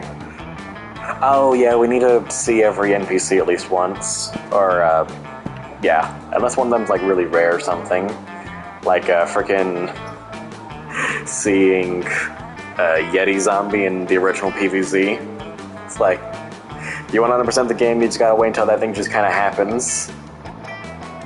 It's like a shiny Pokemon, but there's literally nothing that occurs. It's just kind of, if it happens, it happens. You don't even have like a way to display it or anything. Yeah, the only thing you get is the Yeti zombie appearing in the almanac. And that is your only prize. I think you also get an achievement. Well, the shiny gets shown off. Liam would smarts, boldness, smarts are, because the original 6 stats would be for the original 6 characters, right? So smarts might be for Liam, I think. Boldness, I think, is Damien, right? And also, before I beat this game, I want to do the sheep house thing.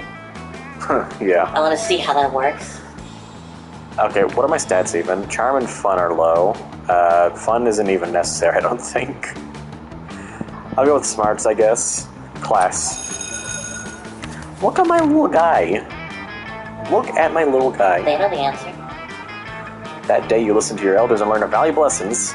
I can't stop fucking giggling at this one video now. Well, let's see it. Sometimes after all the monster nonsense, the dating... okay, yep. Despite Liam showing calculus some images on his phone, since he actually is relevant now, is my Liam voice even good? Okay, because I've just been doing kind of whatever, and I wasn't sure if it was even good or not. Two of your classmates interacting without your interface. Interference. Unacceptable. You saunter over. I call this one mournful macaroni on polyurethane cafeteria tray. If I had to describe it, I would say that it's a haunting challenge. Haunting, challenging, and very autistic. Not copyrights. Isn't it? Not copyright. Hey, I know this guy. He's the guy who watched the Disney XD original movies or whatever. Alright gang, we have a variety of interesting games. Let's head over to the PlayStation. Welcome to the PlayStation.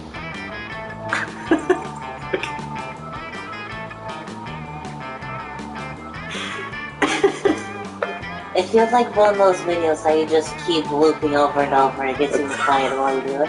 Yeah, I should play it several more times. Alright gang, we have a variety of interesting games. Let's head over to the PlayStation. Welcome to the PlayStation.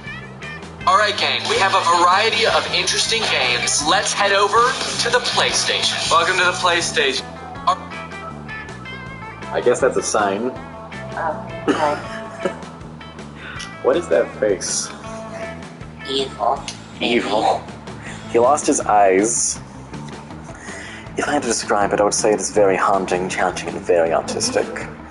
Adjectives acknowledged. Appreciating art. Well, if you appreciate that one, you'll really appreciate this next one. I call it Pickled Beans, and it is obviously even more artistic than the last piece I showed you. Query. How much more artistic is image2.jpg relative to image1.jpg? Well, a lot more. Invalid quantity. Please provide a numerical value. Well, that's a ridiculous question. Everyone knows that art can be objectively measured. Counterclaim. All things can be objectively measured. Temperature, altitude, smarts, boldness, charm. It seems like Calculus is going to list every single thing he can think of, and or look up, and that... Damn it. I wish I could read. Every single thing he can think of and or look up, and that's a pretty long gosh damn list. Looks like you need to resolve this, but whose side are you on? There are certainly some things that can't be measured, Calculaster, like the admiration I feel for Liam. Wow, Liam, looks like you haven't read the obscure yet definitive classic, All Art Can Be Objectively Measured, and this book will show you exactly how, by Kandinsky's extremely literal twin brother. Damn it. Attempting to measure Odd's admiration for Liam. Dividing number of positive interactions with Liam by number of other classmates flagrantly flirted with. Factoring in Oz's probability of fixating on another hot classmate mere moments from now. Results tabulated. Admiration for Liam's is approximately 6. Out of 900. wow. On one hand, I'm glad to have achieved such authentic unpopularity with you. On the other hand, you totally lost me in this argument, and that is very uncool. I believe I was successful romancing Liam. Damn it! 0.00019. Damn it! Looks like everything can be objectively measured. Speaking of which, it was -2 fun and 1 smarts. Sure. That's still counted as a get more charm. Okay, I will. That's the gym, I think. Oh, you need more charm too. Right here. Right, you're going for Miranda. That day an epic dodgeball takes place. Everything seems lost until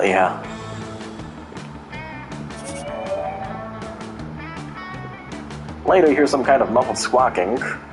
You see that Damien's backpack seems to be thrashing violently. I can laugh at you now! Ha ha ha ha ha ha ha ha ha ha ha ha ha.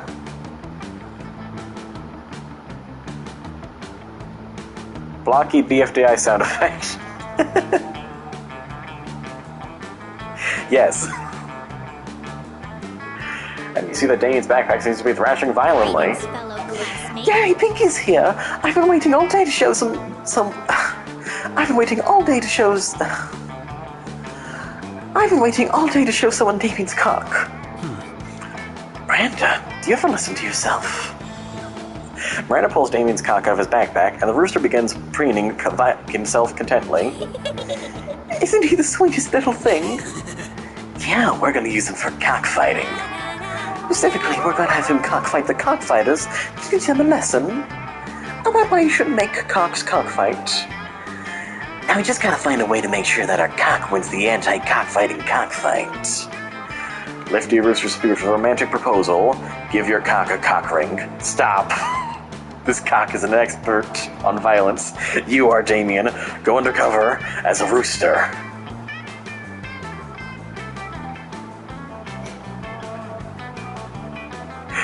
It's gonna keep going. It's gonna continue. There's no end to this. There's no end in sight. So that'll be Damien. That's Damien's answer. We're both dying. That's the sweetest thing I've ever had in my entire life. I should give a noble fight in my royal blessing. Here, darling British Rooster, do this ring for my royal family. Off they go to cockfight the cockfighters and end animal cruelty forever. But the next time you see them, they don't look too pleased. Look who it is, Pinky. There's nothing about cocks. Yes, apparently in rooster culture, all it takes is the presentation of a ring to be legally wed. I spent the whole time married to a male chicken. And of course we had to miss the fight because I would never send my husband into violence. That didn't have to do with defending my honor, of course. We had to spend the whole time finding a rooster priest to annul the marriage. I know I've already been divorced. I'm not even out of high school yet. With that, they're off. With a disgusted look, Miranda shoots he will stay with you forever. He was -2 smarts and 1 fun. We're off on a winner right now. We're There's doing no way we great. can lose. Everyone choose an activity. Say your choice out loud to the rest of the players before clicking. Setting. Professional coconut destroying. Watching SpongeBob. Hell yeah. Players decide based on how fast and aggressively you would be kicked out of an airplane for doing this activity during takeoff. Fire wins. What are you stabbing someone? Stabbing someone is generally frowned upon on airlines.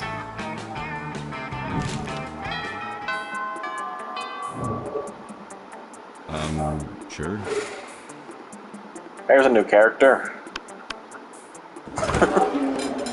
Bear's about to lift a glass of scotch to her immaculately painted lips. You can drink whatever at this high school, apparently. When Miranda screams, "Stop!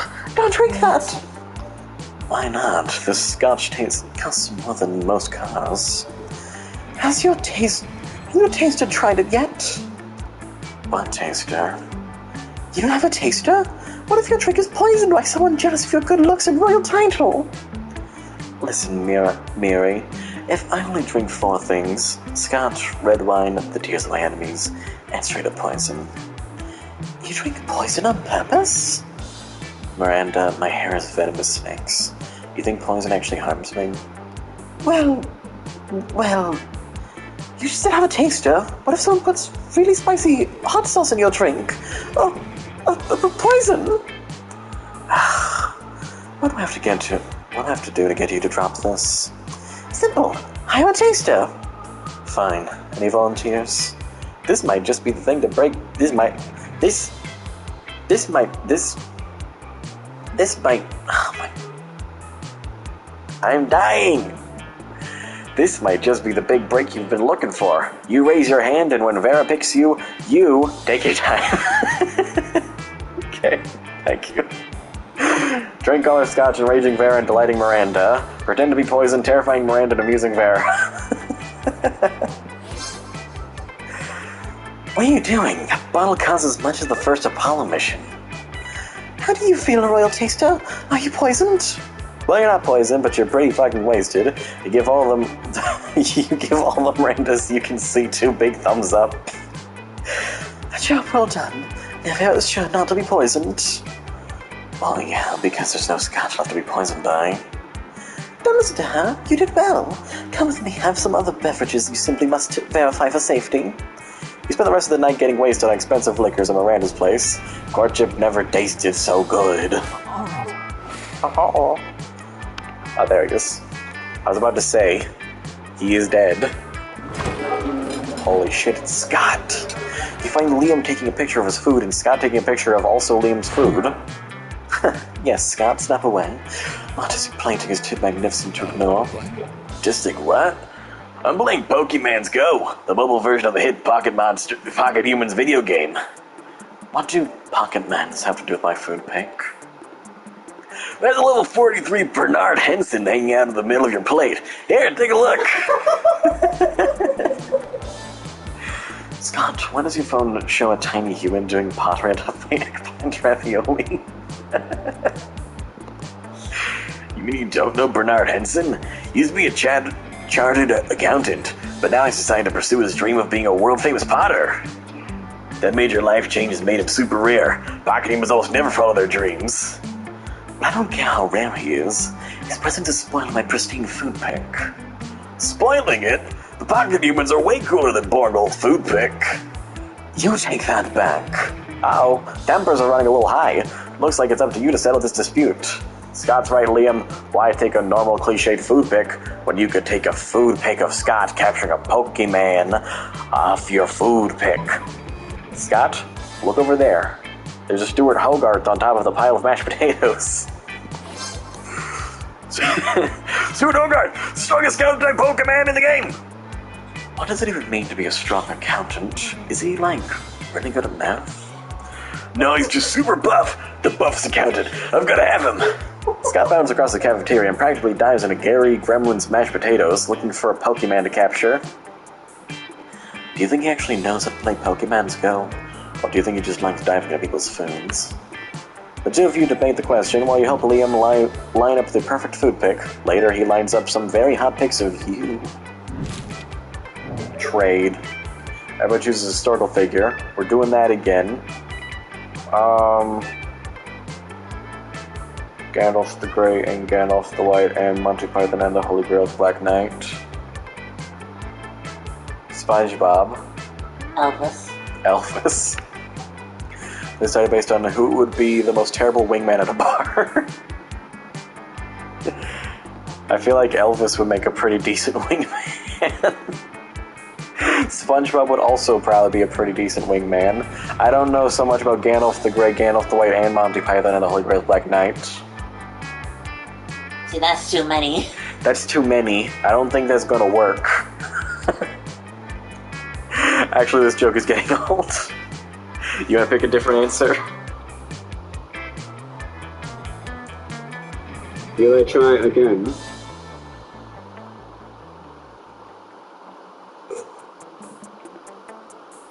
Man, believe it or not, but soda does not make you less thirsty. Replace SpongeBob with, M.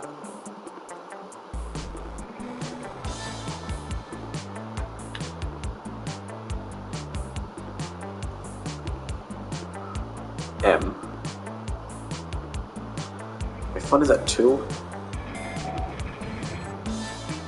Okay. I don't think that makes a good wingman.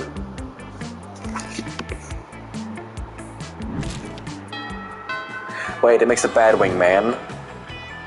That would have won. Whoops. Just let's not worry about such things, okay? Where's the cat? Library. I probably need more charm, actually. The library... I'm gonna stick with the SpongeBob jokes, actually. Fair enough. Jim is charm. That day an epic dodgeball match takes place. Many people fall. Wait, was that... whatever. It's fine. Later you see Liam rolling his eyes at his phone. You ask him what's up before you can roll them right out of his head. I'm having trouble with my status on Facebook.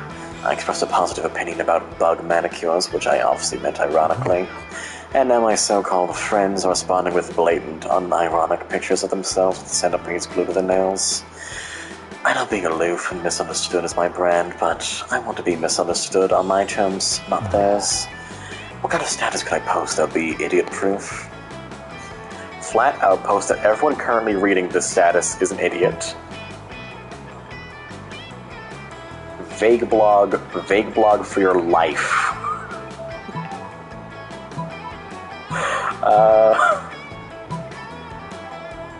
This feels like the right answer. Which means it's probably the wrong answer. Damn it. This game is difficult. Okay. This feels... They're both really good and I like them both. I know. I know this is hard. Okay. I have 9 smarts. This feels like it's not a smart move. This feels like it might be a bold move.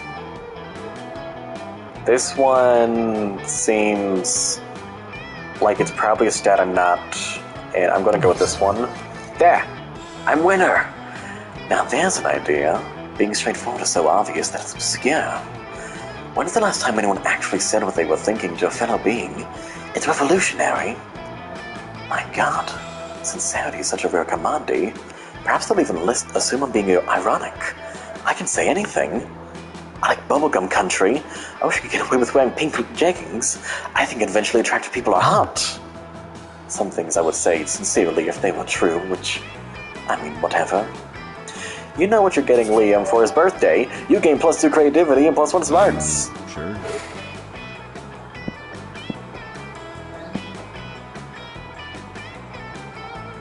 Auditorium class, outdoors, bedrooms. Your stats are decent except charm, but I already took charm. Fun is also hurting a little bit. You could go for fun. That day during recess, you start a half-hour rave that goes full. Afterwards, Miranda summons you. It feels weird to be summoned, but you comply. You can't resist her merman goons. Thank you for coming, my dear. I have finally decided to trust you with my most important aspiration. I am destined to be the Queen of Prom. The royal ascension is nigh. We must prepare. Most of my competition is naive. They fully assume that Prom Queen is a purely ceremonial title. Except Ursula Jr., she's proven to be quite a worthy rival. I respect that. Which is why we must destroy her reputation immediately. Any thoughts? Fart joke. Let's convince everyone that she likes humans.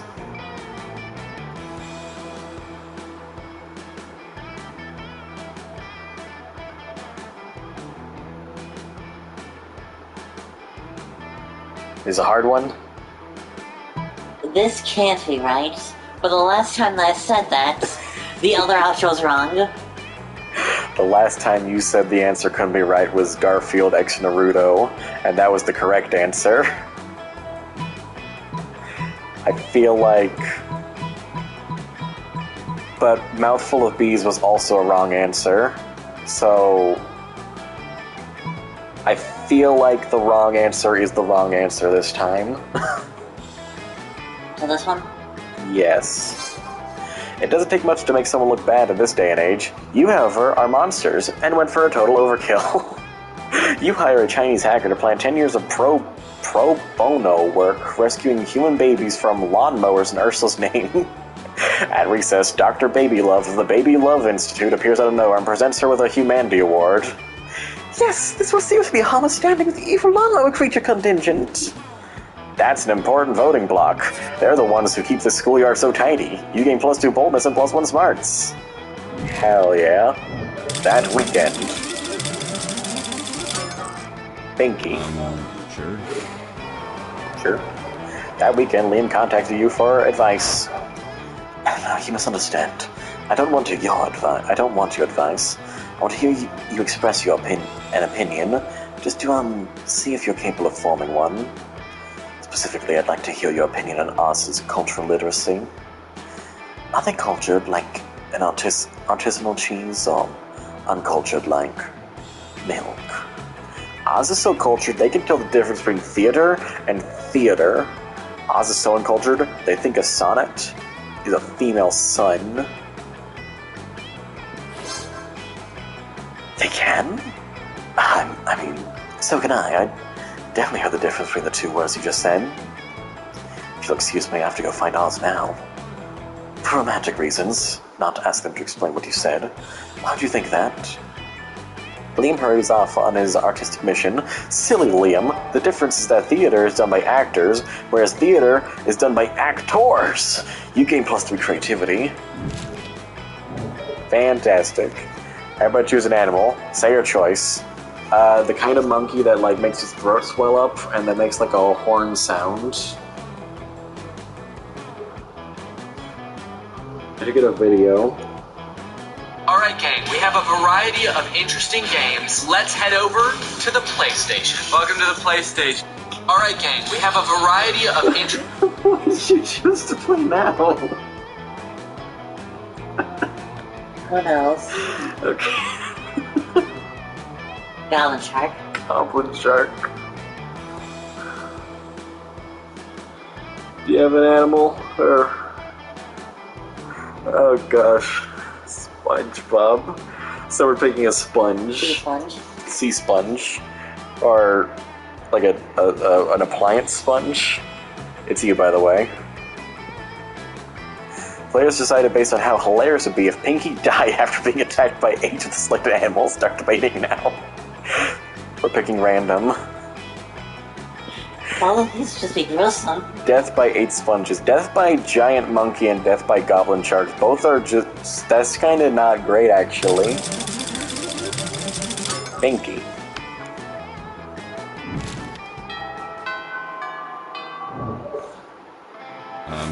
Sure. Sure. Cat is in gym. Stay away from Jim. We do not need to trust another friend. We do not need any items at the current moment.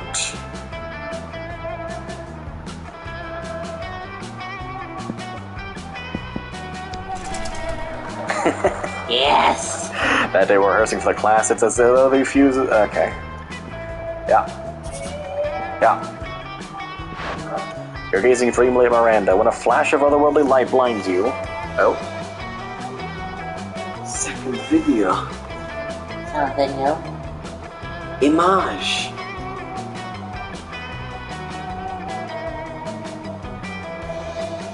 Dear gosh. That, yeah. The point of Liam, for the audience at home, the point of Liam being non-binary has been made immensely more obvious. What are you doing over there?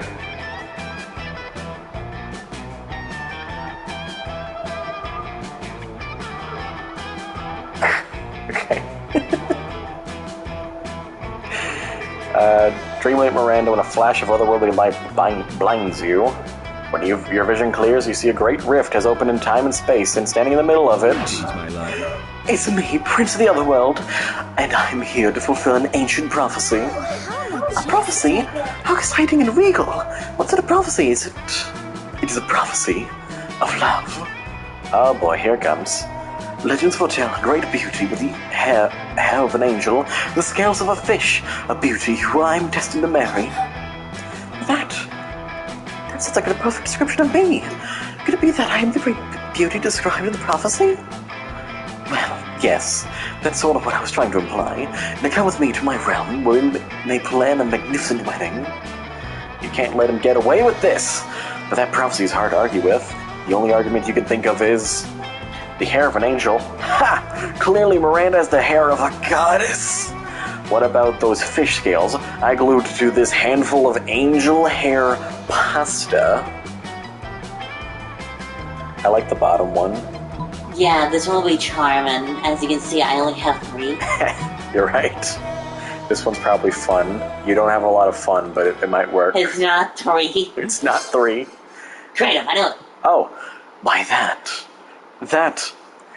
technically fulfills the prophecy.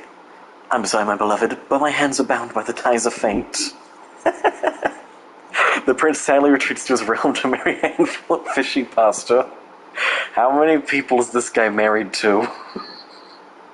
You're prepared to apologize to Miranda, but she doesn't look too put out. Actually, I'm fine. Truly, you saved me from a terrible fate.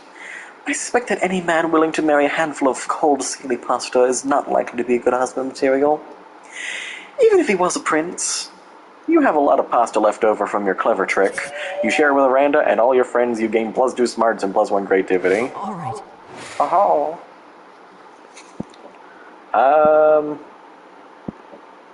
I don't think I need fun right now, so should I go for more smarts or should I can increase my charm.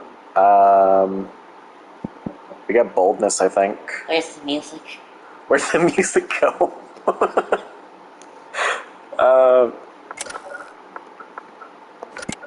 Gone forever. It's just radio silence. Oh no. That day you skip class and hang on. Yeah. Oh, no. This is the same thing. When you finish peeing, you realize there's a hullabaloo going on in the bathroom. Why is there always a hullabaloo in the bathroom? It seems that Liam's reverie has been interrupted by the appearance of... Always the same with you. Damn it. I don't know how to tell you. I hated the music for this place. Sorry. Damn it. It's okay. There you are, Liam. We've been searching for the whole school for you. Why does everyone always hang out in the bathrooms? Look, guys, there are other monsters here. I don't, associate with you anymore. When I was young and naive, I went through an unironically helpful phase when I hung out with the Coven.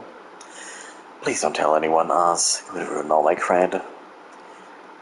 This is bigger cred, Liam. If you don't work with us once again, the world will surely end. It'll be a catastrophe. Right, but there's a new club opening in Sotron, south of Transylvania. So I can't tell you any more of what... I can't tell you any more than that because it's sort of exclusive. I don't think your style is up to dress code. Why don't you try branching out a little in terms of color palette?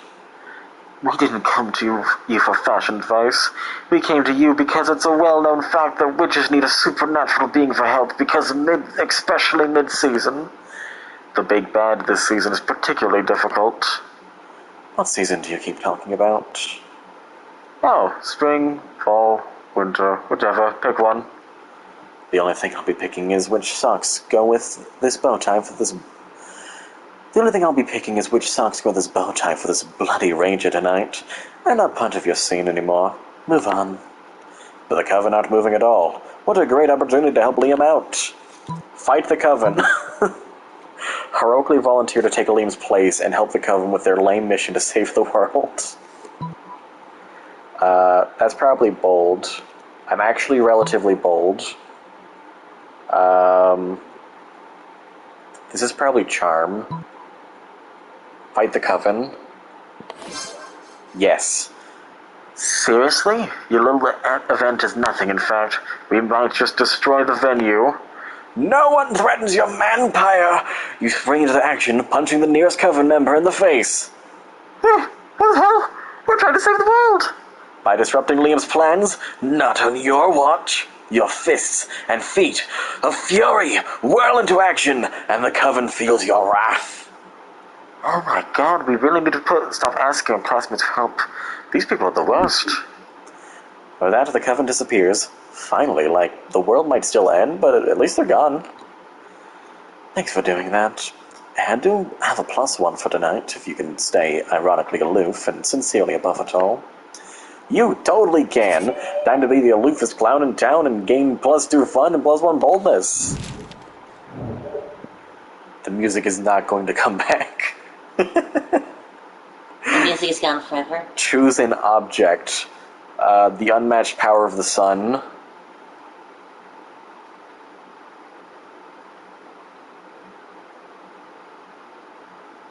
Blocky. A bucket. This is a bucket. Players decided based on how popular a brand new Monopoly piece would be if said piece was based on this object. I feel like bucket is already a chess piece, or Monopoly piece. Or is it thimble? I think I'm thinking of thimble. Or just a cube. Or a sun. I don't think a round object is going to be very helpful in Monopoly. It's just kind of gonna... I don't think people will like that.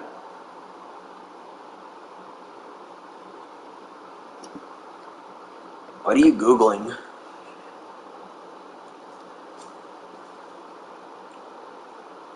No, it's thimble. Thimble. Bucket doesn't exist. Bucket. Bucket seems like the type of Monopoly piece people would gravitate towards. I think you win this one.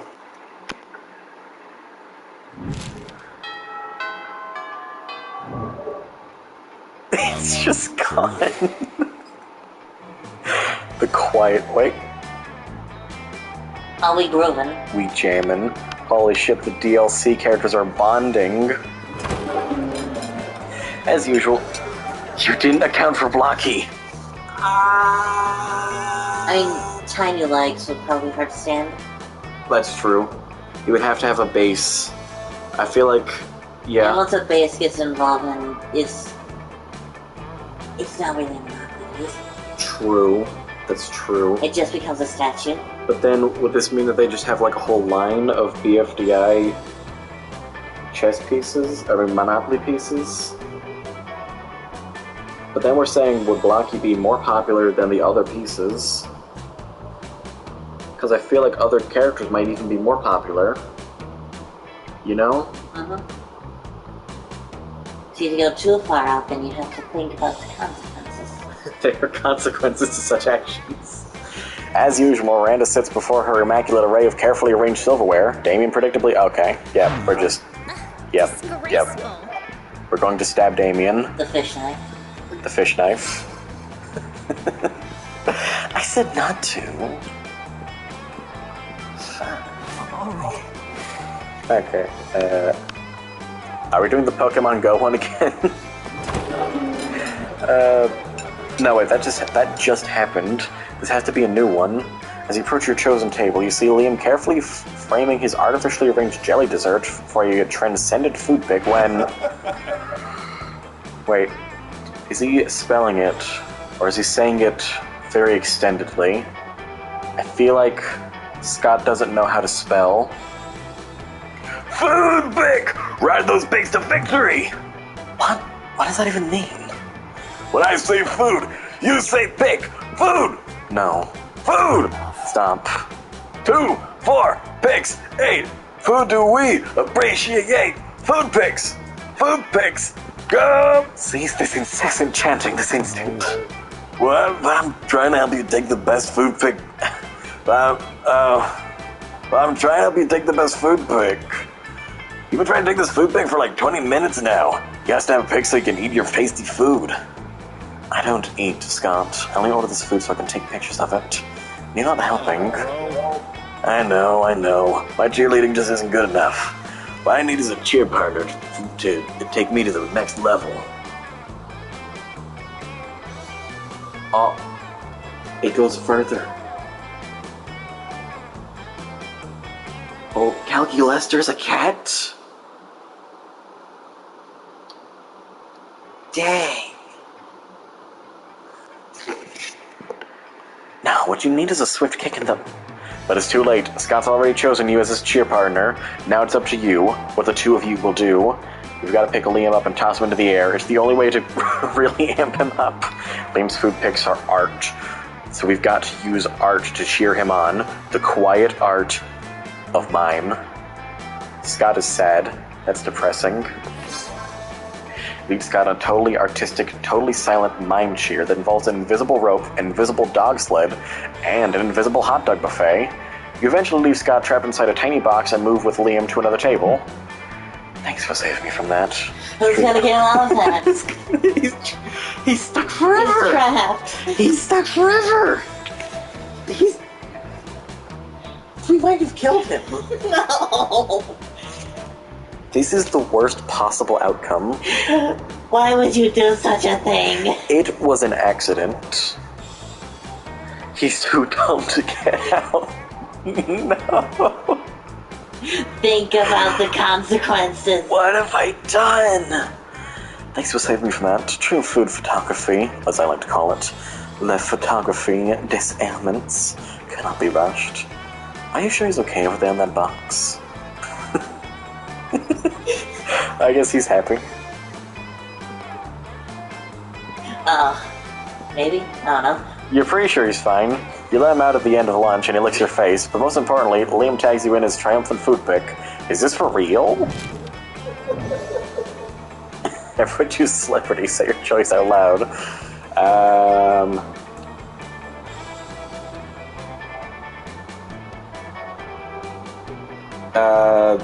The flying monkey from Oz the Great and Powerful. SpongeBob. Jack Black. Epic. Players divided based on how weird a video game starring a selected celebrity would be. Start debating now. Okay, so there's already a game starring Jack Black. Jack Black and SpongeBob. And SpongeBob. So I guess I win by default. Flying monkey game might not be such a hit, gonna be honest. We already have Battle for Bikini Bottom and Yowdy. Yeah? And Brutal Legends. Brutal Legends. Flying Gorilla exists. Oh my gosh. Well then now we're going on a second one of how weird it is that this game exists. And to be fair, Battle for Bikini Bottom and Brutal Legends are relatively, you know, they're not like very out there games. Flying Gorilla is relatively peculiar. The gift from God. Yeah. Yeah. I think I win this.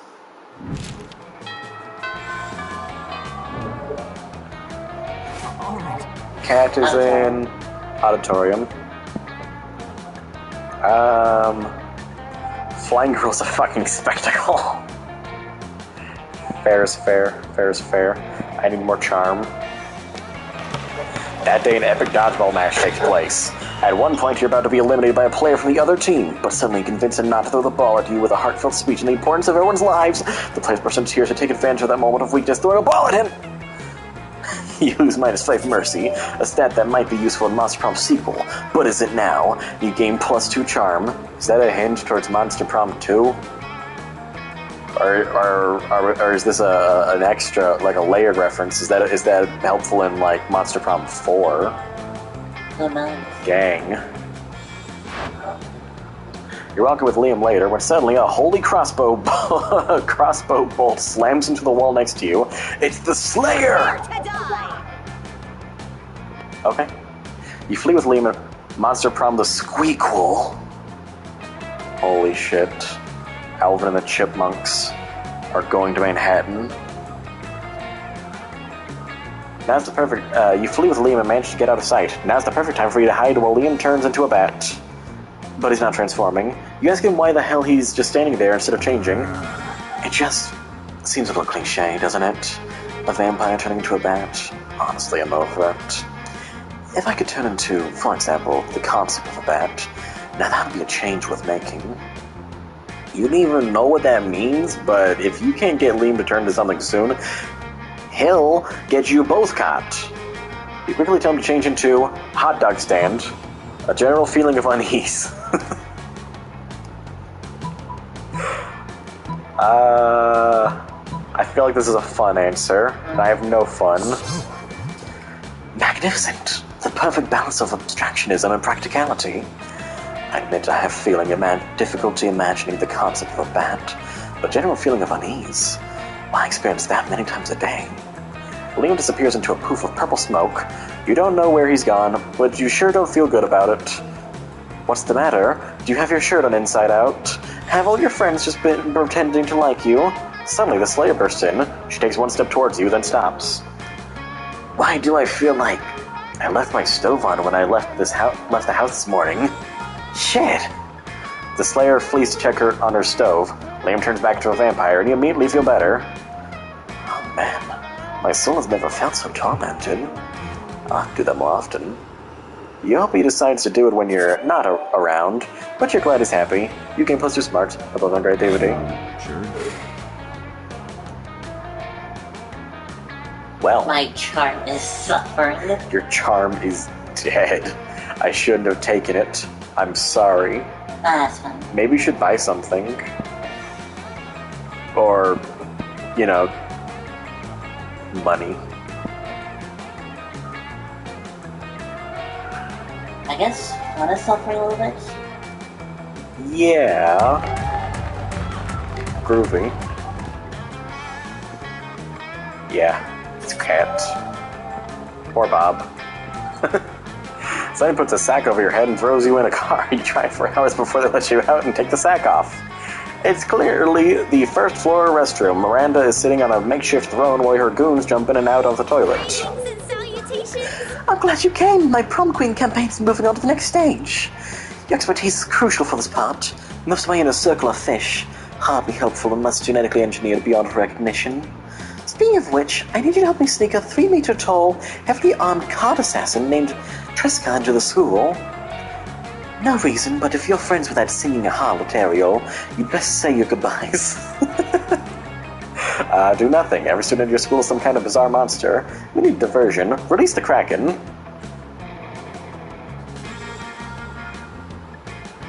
I kind of wasn't paying attention to what I was reading. I don't even know what we're deciding for. We're trying to get a diversion so an assassin can kill someone. Oh. Release the Kraken.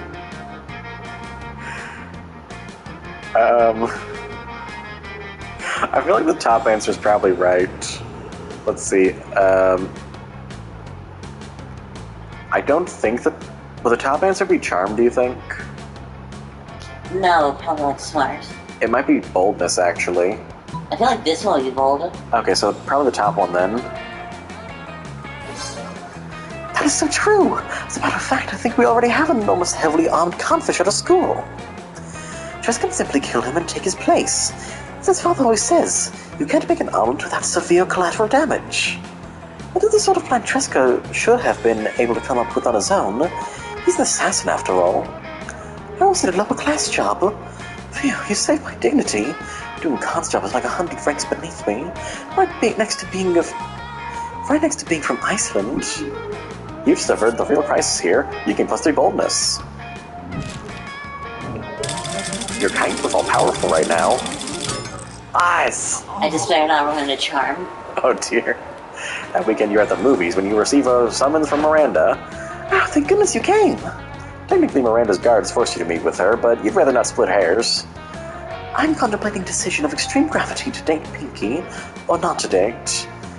As you were framed throughout the school as a wanton Lothario, I thought I had best ask your advice. But please be sure to frame it in terms that I will understand. Something simple and straightforward. In short, I need you to tell me which item of silverware Pinky most closely resembles. Bread. In the battle against the Ender Dragon, what was Edelgard's favorite Food. Bread. Gilded shrimp tongues delicately inhaled with diamonds and baby teeth. Oh, gilded shrimp tongues? One of the most elegant of silverwares. And gilded, gold on top of silver? How decadent. Of course, the diamonds must represent her strength and endurance. Well, the baby teeth represent her inner tenderness and willingness to steal teeth from babies. I could not imagine a more appropriate piece of silverware to be on my date. But I'm told I'm not allowed to take actual silverware to the prom as my taint, so your friend will have to suffice. Thank you ever so much. Miranda's goons drag you away, but not before Miranda awards you 3 money for your marvelous advice. Wow, this is worthless. Cool. Say something cool. Chainsaw sword. That one level in Spyro the Dragon where you get ice breath. SpongeBob. SpongeBob would be pretty cool. Player decided based on how awesome it would be if Japan built vending machines that sold the selection of things they're debating now. Hang on, what was your one? Chainsaw sword. Okay, so a vending machine that spits out Yados, a vending machine that spits out SpongeBob, just SpongeBob. That one's just illegal, you know? But it'll be awesome. It would be pretty cool, though. Or one that spits out the entirety of a video game level. Like... That's just a playable demo. Would it just be DLC, or is it like giving you a place? Is the vending machine giving you a location that you can take? I feel like it would just be a demo. I think it's giving you a pocket dimension. But is it cooler than Chainsaw sword? It's not even a good level, to be fair. Yeah. It's kind of actually one of the worst levels in the game. But consider the following. Vending machine that gives you SpongeBob is kind of like the vending machine from Kirby Right Back at Ya. Adopt a Waddle Dee. So I think we're going random.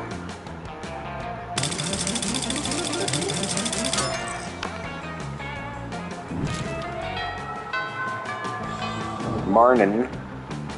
Alright. Oh. I don't have any fun, but I don't think I even need fun at all for Liam.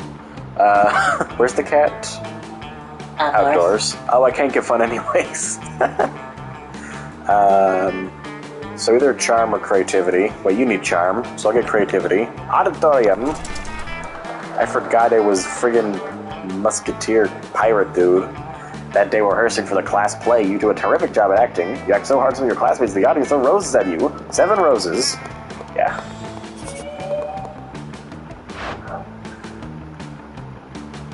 Tree. Have we seen Liam in the theater yet?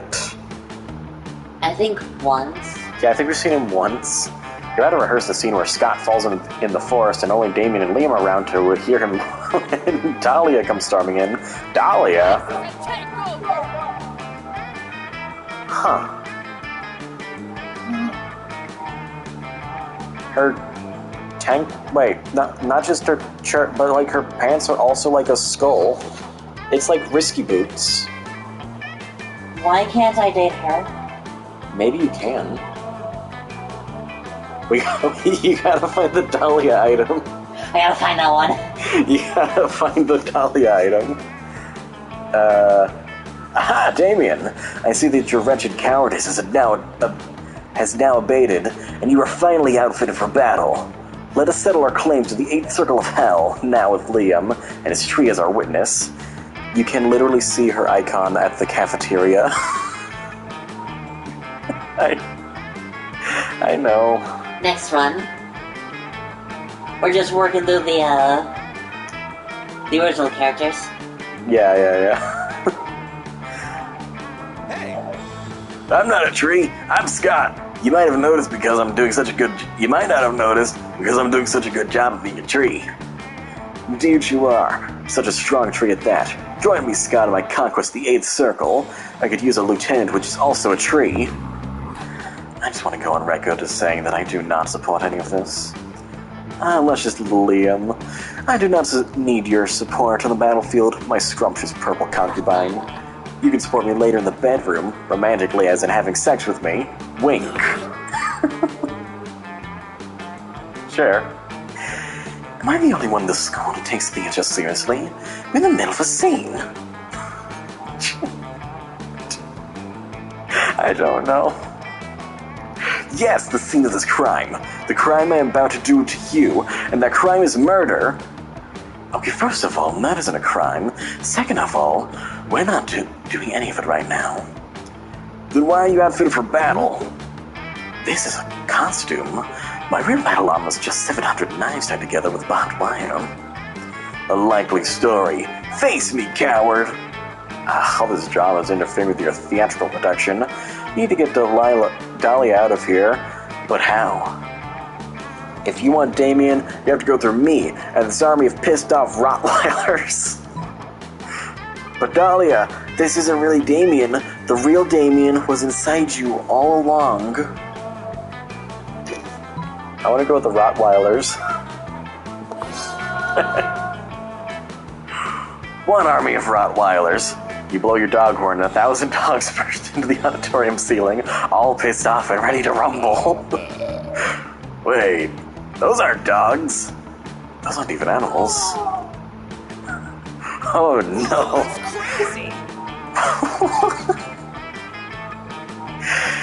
They're attack helicopters. Well, you know what they say. One monster's dog is another monster's attack helicopter. You're very good dogs unleash an onslaught of guided missiles at Dahlia. She has no choice but to retreat. Well, now rehearsal has truly been interrupted. Don't you mean truly interrupted? No. Look, normally I'd be pissed that we have to cancel rehearsal to rebuild the auditorium again, but I just saw a lot of explosions, so I'm good. Damien's a simple demon with simple tastes. You've got to admire that. You gain +2 charm and 1 boldness. Sure. Okay, that happened. That day an epic dodgeball match takes place. Yeah. Charm! Charm! Your charm versus their charm. And the charm turns into more charm. Charm! You steal their charm. In the next game, you find yourself stuck on a team with Calculester, Miranda, and Liam. 3 great friends with hot bods but 0 dodgeball skills. Detected. Correction. Aggregate team dodgeball skills index -5.6. Fine, I'll just show myself out then. So what, Calculesto? We may not be very good at dodgeball. We've got something even better on our side. Me. I'm a princess. The other team doesn't even have a lowly fist count. Victory is ours by divine right. Whatever. Let's see the charismatic underdogs in the situation. I get sad there's no bat character. Liam doesn't count, he's a vampire. Is there not a bat in the other games? Oh. That's not fair. We've got several other ones though, so I guess it's almost... The team might win the game, but we'll get the moral victory. So I'm making one as an OC. Hell yeah. I just noticed the armband. Where? Miranda's armband is literally just the colors. Mm-hmm. Wow. When you're trans, you see those colors everywhere? They're everywhere. You see them everywhere. Negative. The opposing team is a group of scrappy youths from the wrong side of the tracks. They are roughly 86% more sympathetic than we. According to my calculations, there is no logical way for us to achieve victory, moral or otherwise. Nonsense. Vanderbilts don't lose. Not at international intrigue and not at dodgeball. We simply have to find a way of winning, beyond logic. And who among us is the most illogical? Of course, Pinky! What shall we do? Calculator sees no way to win because he's thinking like a robot. To win at dodgeball, you have to think like a ball. We've all been training for this our whole lives without knowing it. Our day-to-day activities are actually deadly dodgeball moves. Tell Calculus to be the ball, or call out freaking Kung Fu Kid. Well, I'm trying to think about what they all do, and they don't really do anything. Their day-to-day lives would just be standing there. So you're gonna tell Calculus to be the ball? Think like a ball? I've gotta be the marble. I gotta date the marble. I gotta eat the marble. Be the train. Be the crane. Think like a ball? Is this another misguided attempt to encourage empathy for the common people? Are you suggesting a conceptual performance piece? Please tell me you're suggesting a conceptual performance piece. Negative. Pinky's suggestion is as clear as it is elegant. Calculator, transform and roll out. He just turned into a dodgeball. Calculus is a transformer.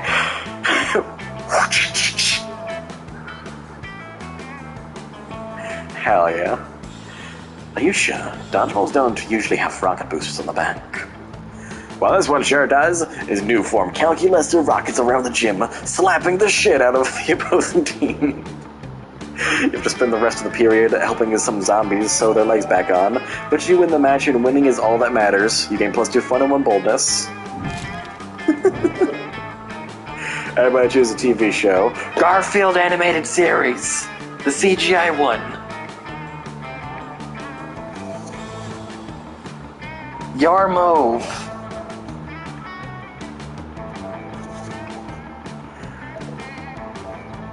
Do I need to say anything? Not entirely.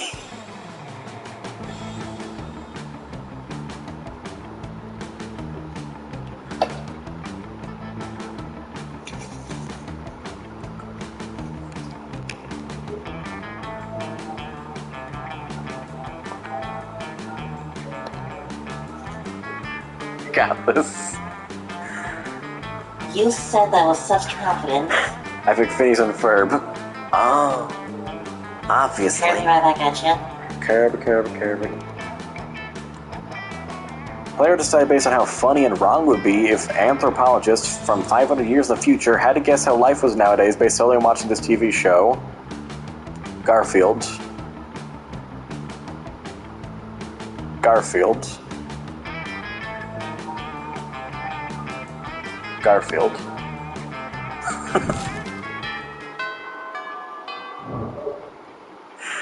All right. Dimitri's just chilling out there. Wait. Oh, there he is.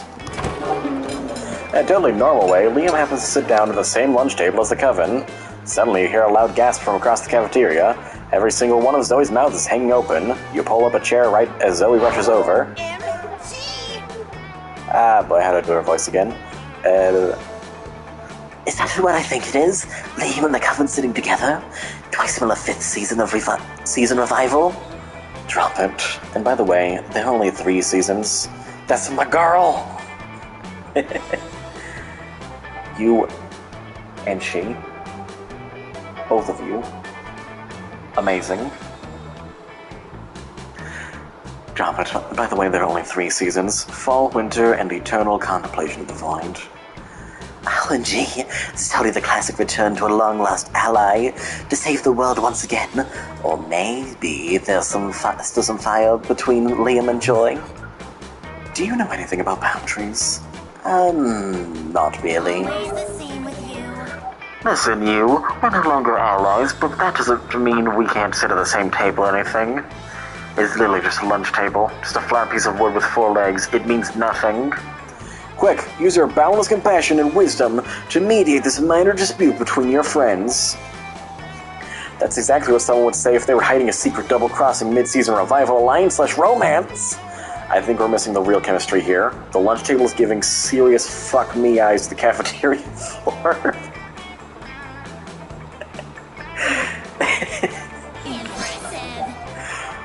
Holy shit, you're right!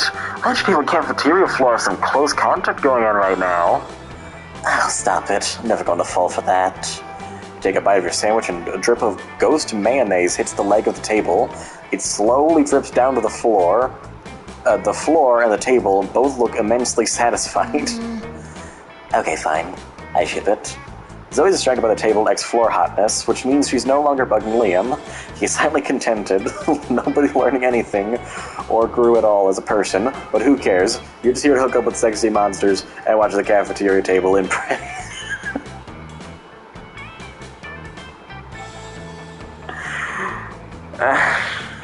storytelling? I wasn't ready for that sentence. Watch the cafeteria table impregnate the floor. Sure.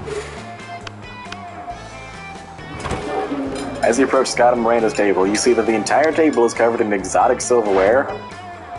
Oh, what's this one for? That's the forking spoon. The spoon for picking up your forks, so that you don't have to touch them with your fingers. That one? That's the tuning fork. It's for making sure all the other silverware is tuned to A minor, so as is proper. What about this one? That's the dairy fork. It's for milk. Wow. Do people even ever invent new silverwares? All the time, but none of them are any good. You take a genius of truer subtlety to improve on the existing canon. Scott, you should not be near silverware. This is dangerous. Oh no.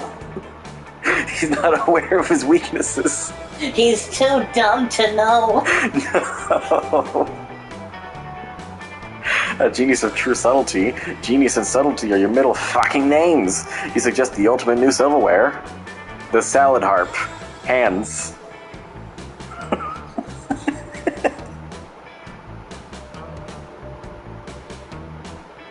I think I know why you're able to do Scott so easily.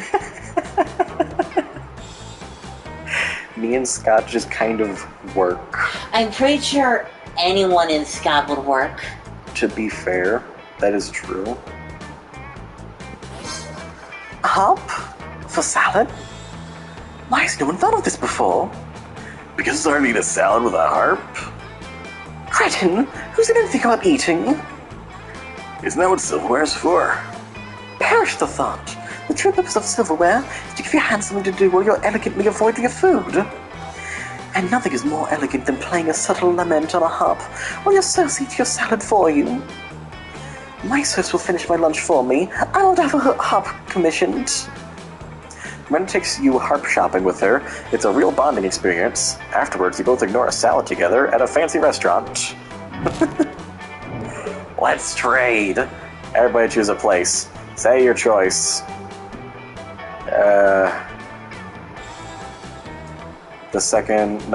The actual worst place known to man, according to Wario. Chicago. Madness Combat, Nevada. Chicago, Nevada. Bermuda Triangle. Okay. Laird has decided based on how fucked up last night should have been if today you've inexplicably woken up in this place. Chicago, Nevada, or the Bermuda Triangle. I'd say waking up with the Bermuda Triangle typically doesn't mean good things. It would be pretty fucked up. Probably would have gotten my ass kicked. I forgot about the first two adjectives you used for Nevada. We might should go with random.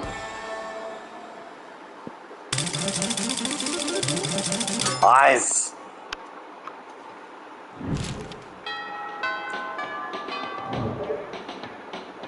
All right. Right, cat can't spawn on the last day. Just go with class, I guess. That day you learn a ton of spells that are cool. Yeah.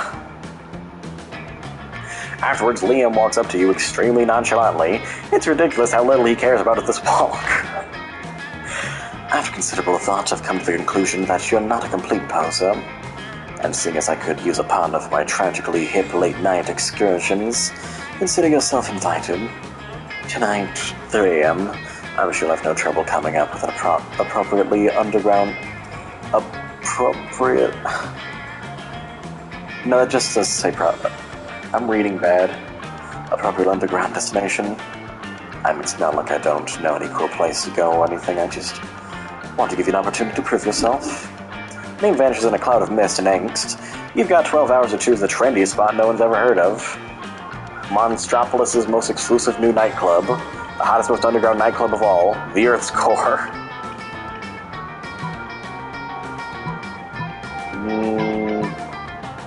Oh wait, the asterisk is the name of the nightclub. can't help but feel like the Earth's core is gonna be seen as expected somehow.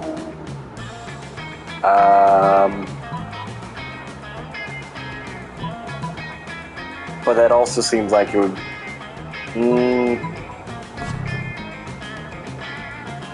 I fucked it up.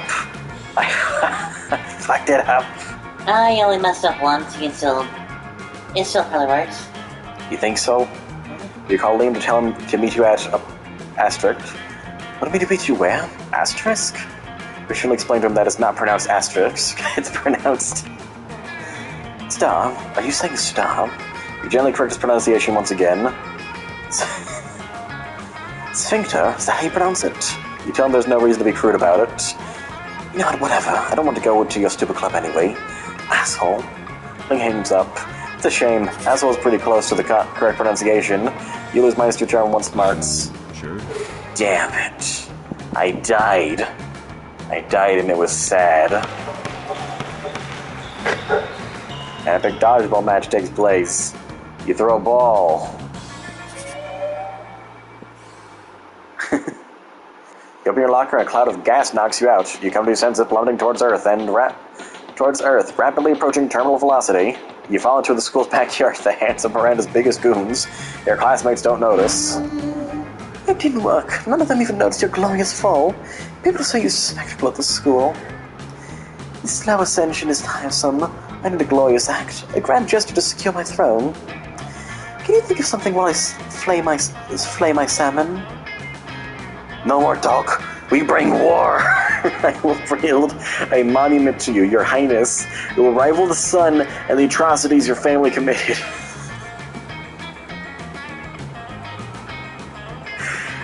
What would be boldness? Yeah. That'll be charm, which I'm not the best with. Yes.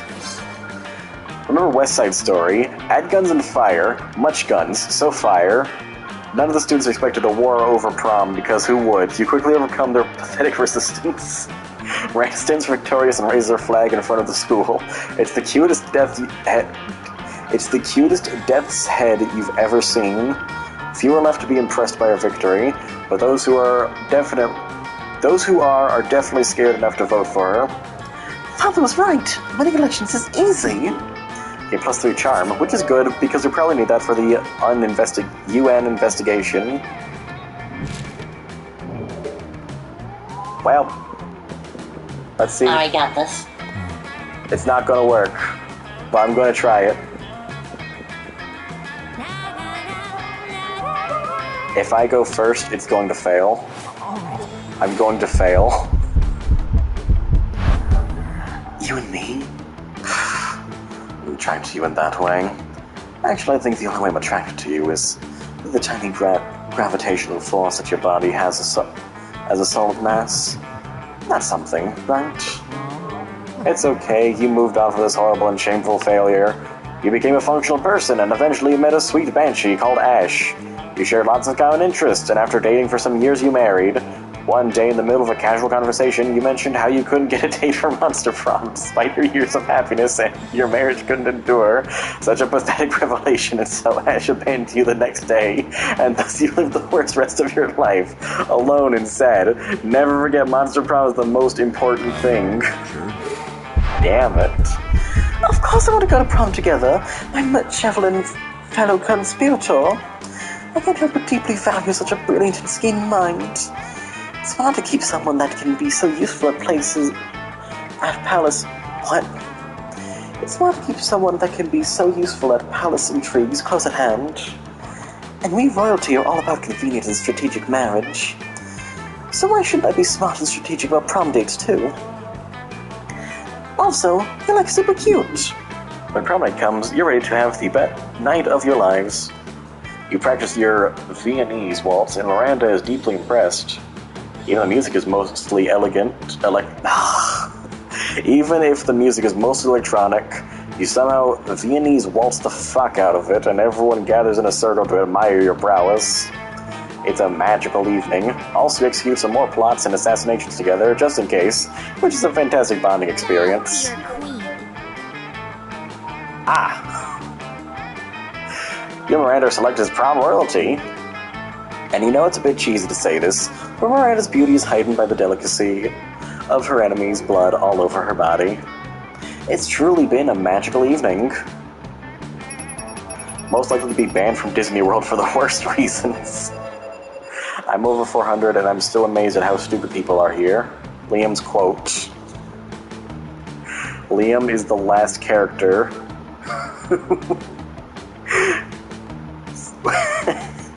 It's you, by the way. Oh. Who have we not seen yet? We haven't seen Plant Guy. We haven't seen Danny. We haven't seen that slime. We also haven't seen Eel with a gun and whoever that green thing was. Otherwise, I think that's every character.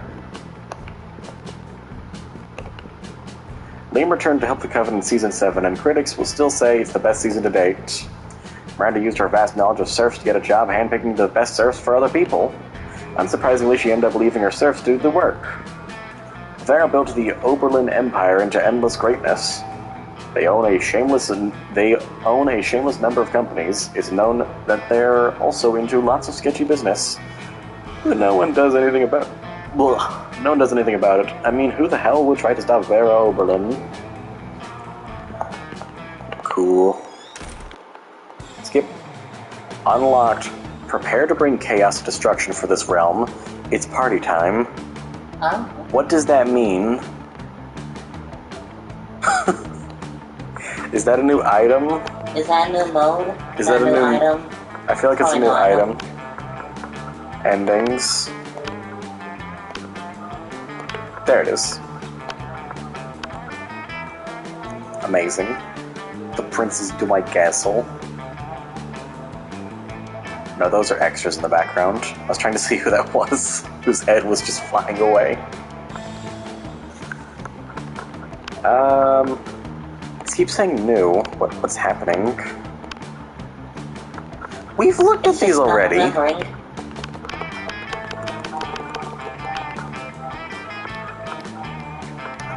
I can't do this. I can't stay up.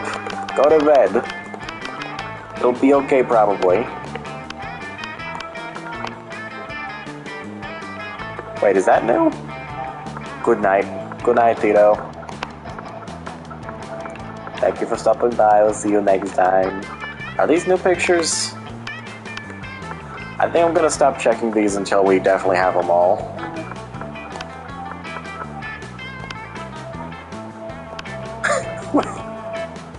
Oh yeah, you did get rejected by Miranda. Wait, who else do we need to get rejected by? Scott. Damien. Vera. Yeah, Scott, Damien, and Vera. And then we need to get the solo endings. We also haven't gotten the default endings with most of the actually half the characters. So, one more time. Wait, we also need to see what that thing we just unlocked was.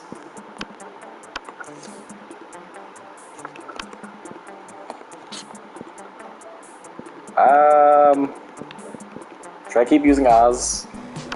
Delightful. All right. Let's go. Cool. Which is the coolest mythological creature? Should I go for Liam again? Do whatever you want.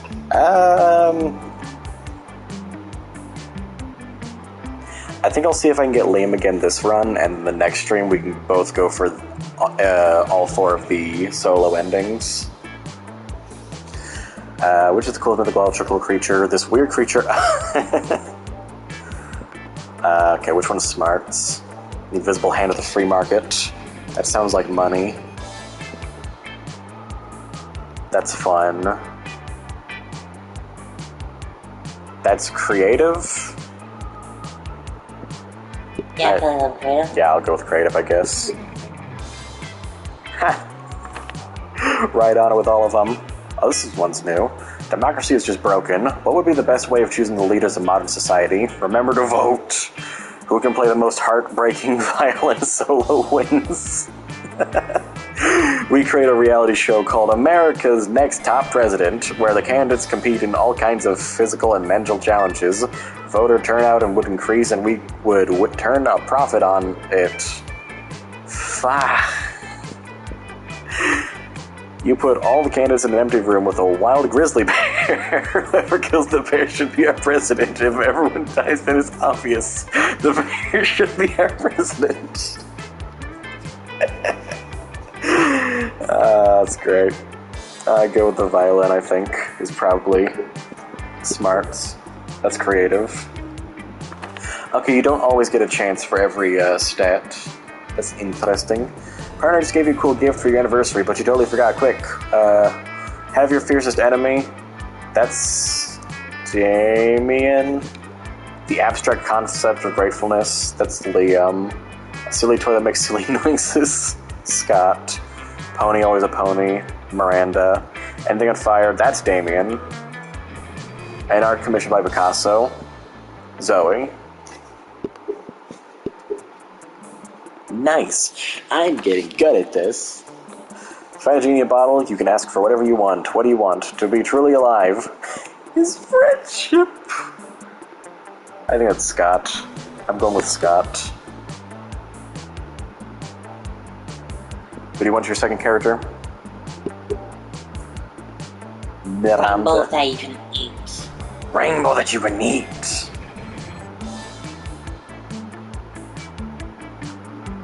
Why don't we just go through the exact same scenario again, but just pick the opposite answer? Bah. All right. I think I'm finally starting to understand how this game works, though. Which means that we'll be ready for the sequels. Exactly. The sequel that probably has completely different mechanics or something. Starting the day in the bathroom. Fantastic. Why is it always this one first? Every other one is randomized, I think. There's Liam and Scott having a discussion. Scott looks confused, and Liam looks bored, which means they're probably having an argument. Look, not that I care, but I'm to be a professional sports star, both in practical and passing. Wait, you don't care? But you walked all the way over here just to tell me that. Plus, don't you want to be like a professional magnetic ibuprofen? Mimetic influencer, I'm trying to keep up. How does one of those guys earn money?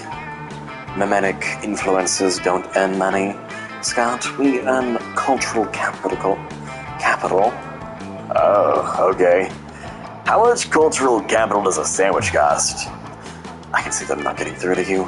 And you, could you explain to this cretin why my career path is objectively the best? Yeah, and also, could you explain what a cretin is? Liam means he wants to be an artistic and artists.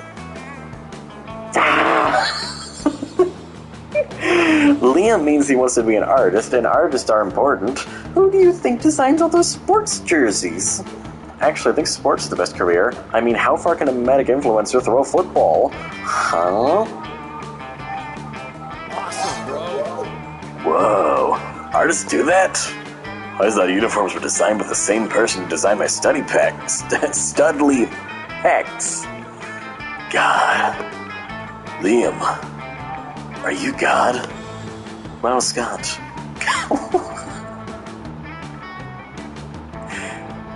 Welcome to Bruh. But so am I. So, essentially, yes. So cool. Wonder how long it will take for Scott to figure out Liam isn't actually God. In the meantime, you gain +2 creativity and +1 smarts. Is this another one of those dudes an atheist in a world where God exists kind of things? Probably. Oh dear.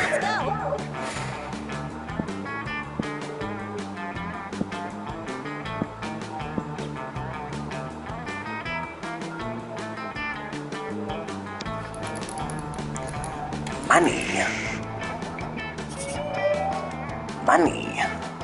You're enjoying the sound of no ear-splitting shrieks filling the air when suddenly an ear-splitting shriek fills the air. Disgusting! Oh, we've done this one before, but... No, yeah, we've done this one before.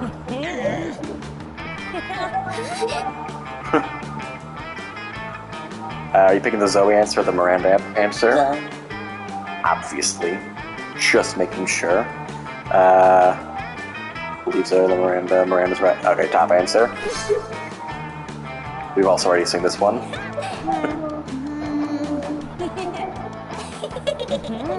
Maybe this time you can actually go to Con. Also, I try not to bring attention to this, but I don't think a clip-worthy moment has happened yet, and that's starting to concern me, so I need you to do something funny. Alright. Right now. Nah, I'll save it for later. Okay. How about choose a song? Say your choice out loud. Actually, I think me yelling Garfield with that. That was pretty good. That would be another Garfield clip. Garfield is funny. There is something inherently funny about Garfield. It's a stupid orange cat, people love him. Name a song. The Alphabet, but like the sucky new one that they made recently.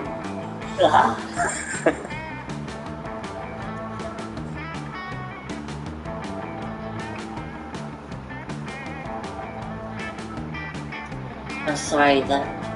Ugh. Yeah. Want me to change my answer?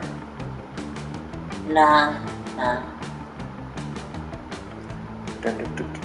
Now Hallelujah. From Kiss. Oh. It's you? Player decided based on how plausible it would be for you to get an Amish community who have never heard before of commercial music super into the song. I want your answer to be right, but my answer is... You're just singing the alphabet. You're just saying the alphabet. Amish... Incredibly wrong, but Amish still. people would love that, even if you're horribly off-key. I also didn't know Amish was spelled with an A. Alright. This news is going to shape my reality forever. Look, it's Damien. Hi, Damien. Hi, David. Say so. Oh. Hi. When you reach Liam and Damien's table, you find absent of food, but covered in paperwork. Do we really need all these special forms? Can we just write death threats on regular paper? For the last time, Damien, substantive change within the administrative system requires mastery of the mechanisms of bureaucracy. What if we got the death threats on really fancy paper? Liam turns to address you. As you can see, my mastery of real politic has caused me to embrace an unlikely ally in my quest for reform. I have no idea what he's saying. I just want the cafeteria food to stop making me so...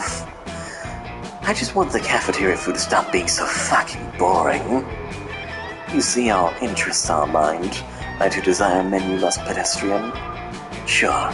Either way, we're stuck on the last bit. We know we want to change the menu, but we don't know what to change it to. Yes, we have indeed encountered a culinary block. Perhaps this could suggest something appropriately artistic. Are these two voices distinct enough yet? Mm-hmm. Okay. I think Liam and Vera's voices are kind of close, though, which is technically a problem. A bowl of knives.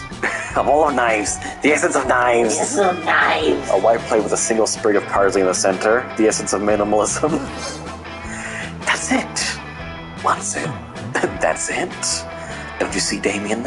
It's a bold commentary on the emptiness of consumption. Really? Sounds like a plate with a leaf on it. Oh, you'll never understand. Like, why even have a leaf on the plate if you're trying to be so minimalistic? My God, you're right.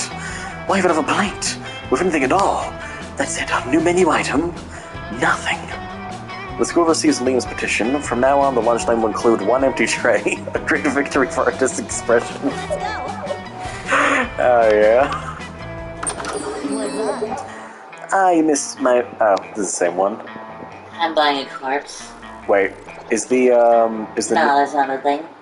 What was it though? I don't know. But I'm buying a corpse. Dead birdie. Gator. By a stranger. Let's trade places. How about just a video game?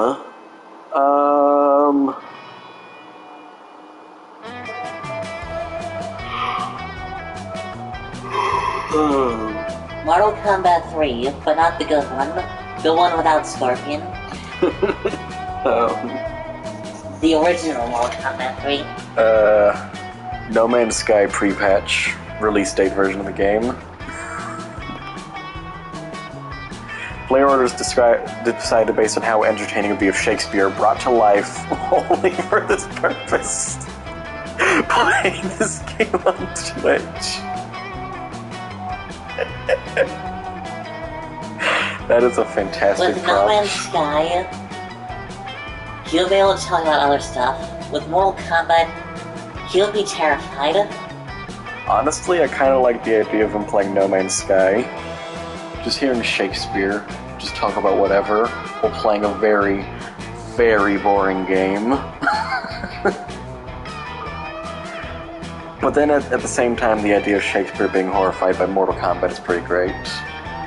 What do you think? I kinda need to go first because I'm trying to figure out... I have a corpse, I want the police to know about it.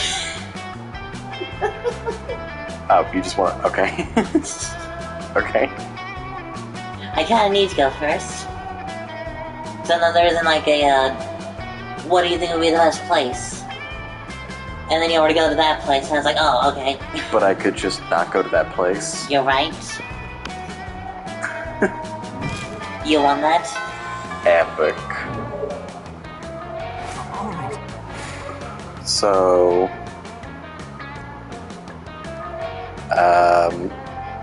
where did you want to go? I feel like either outdoors or class, and the cast in the classroom, so Okay. probably outdoors. I need charm and fun. I mean, boldness and fun. So I guess I'll go with boldness first. 3 wild hyenas? Who the fuck runs security here? Subdue them with a hair comb. God bless the monster scouts and the old idiotic scenarios they prepared you for. Hell yeah. I just see real Liam scrolling through his phone looking like the embodiment of... Yeah. Ales, what are you doing? Stalking classmates for romantic purposes and offering rather absurd advice? Magnificent. I could use some rather absurd advice. With exchanging messages with a were koala on this dating site, I know it was going well for a time. But I've grown tired of our exchanges. He's a bit clingy, and being clingy is my 7th biggest turn-off. Right between sarcasm, illiteracy, and actually being a pickle, and not a person. The postmodern protocol dictates for me to just to ghost him and never talk to him again. But that's horrible, and I would never do that to someone. You see, I'm Liam, handsomely mysterious, yet a true gentleman. But neither do I want the emotional turmoil of telling him how I really feel and having an actual conversation about it. What an ordeal. So I've settled on just sending him a bunch of emojis and then never text him again. That should do it right. The thing is, how can I convey this complex array of sentiments throughout the friendly language of emojis? Is your time to shine? Surely Liam would excel at complex sentiments, so he might someday feel like sharing them with you. Maybe croissant, school bus, shooting star, trumpet, and crocodile. This one, little vampire growing disinterested and overly attached wear koala emoji.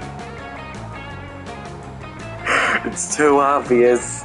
It's too obvious. It has to be wrong. There's no way it's that easy. It cannot be that easy.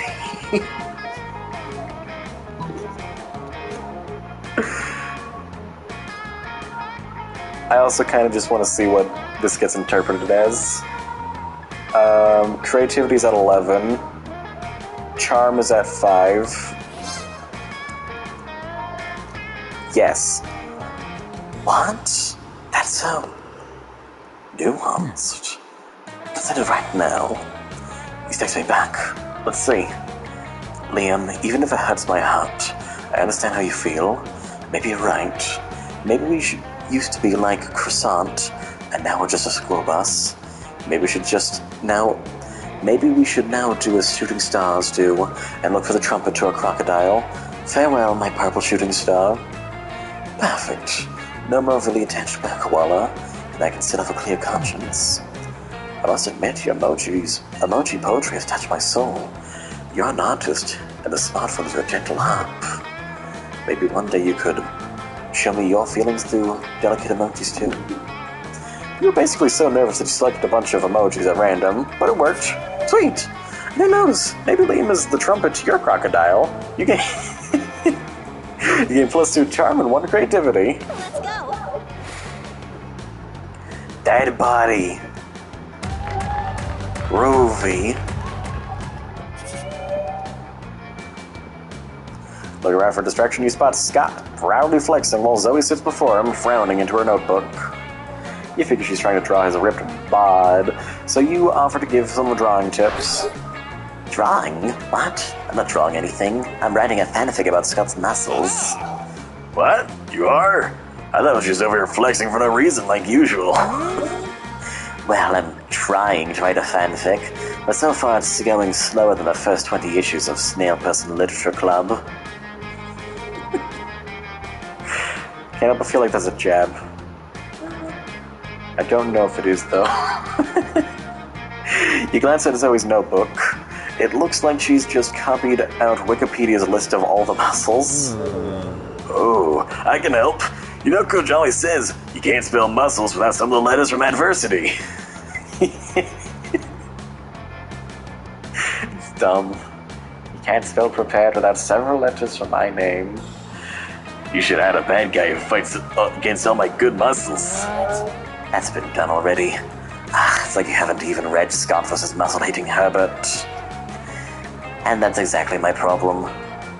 But nobody reads your fanfics? For real? What? No. My problem is that I need to put an original spin on this fic. The mind's more blank than the minds of all those cultists whose thoughts I used to devour. Well, have you thought about adding a bad guy who fights against all my good muscles? This conversation is clearly going nowhere without your help. Quick! Fix Zoe's fic! Scott's right. The story needs an antagonist, and everyone knows that the true natural enemy of muscles is the leaf-scale gulper shark. Many muscle stories have been told, but how many have been told from the perspective of the muscles?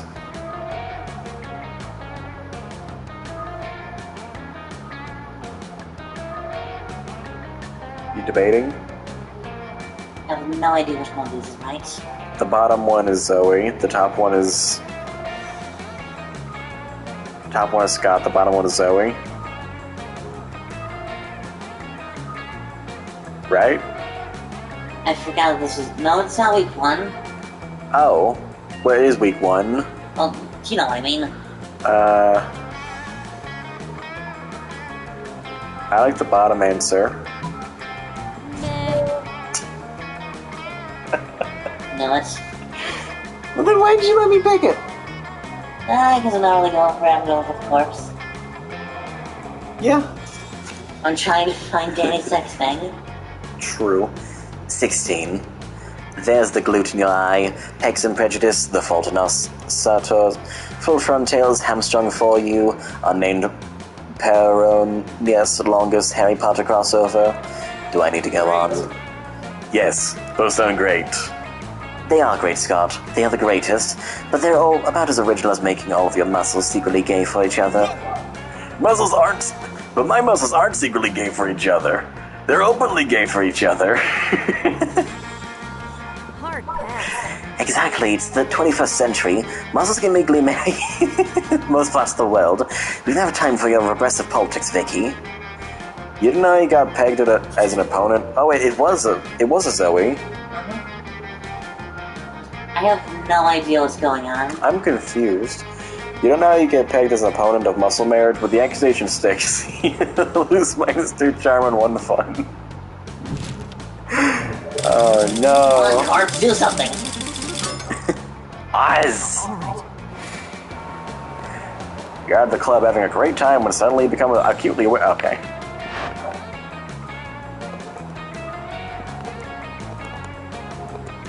Yep.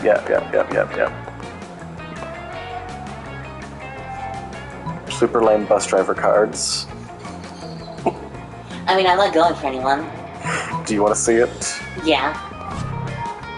Wait, do you mean cards celebrating the achievements of history's greatest bus drivers? You shake your head sadly. Oh, you mean cards formerly owned by bus drivers? That's the thing people collect. How? Mostly by mugging bus drivers, you explain. That's a pretty unpleasant hobby. Are the trading cards at least, like, good? You ask if she likes common and uncommon Pokemon cards. Pokemon. Cards teamed with pizza grease. For a second there, I thought it actually was. Not particularly. You ask if she likes suspiciously moist pornographic playing cards. No. You ask if she likes card-sized handwritten lists of life goals that will never be achieved. This is just too sad. I literally feed on misery, so that's saying something. Thanks for warning me, Oz. I feel like I really dodged a bus-shaped bullet by talking to you first. You wait for Zoe to leave before pulling out and admiring your own collection of bus drivers' trading cards. You hypocrite. You gain +1 charm. You hypocrite. Delightful. No content. Occupation. Occupation. Bus driver. But with rockets. The sit down and play guitar. Oh. Like the guy I stole money from in-game. That reference not gonna make sense in 2 weeks when that VOD gets deleted. It's weird. Yeah. Player or decided based on how boring a VR simulator based on select occupation would be. Okay, so one of those already exists, Desert Bus, and the other also exists. It's called VR Chat. So I win. Okay, so now I should probably go to the classroom. Okay. All right. So Try to get this course to do something. go on, do something. Should I go with charm or boldness? Cats in auditorium. Oh. You respect no authority. While in the bathroom, you tell yourself in the mirror that you're so bold you would kill a tiny big-eyed turtle with your bare hands. That monstrous act would instantly give you 500 boldness. But come on, you're just talking to yourself in the mirror. What's the merit in that? You know what? You can't do boldness anyway. You're saying that to yourself out loud. But Liam isn't paying attention to any of that. He corners you afterward to lecture you on Instagram filters. I need a drink. My mouth is... Ugh.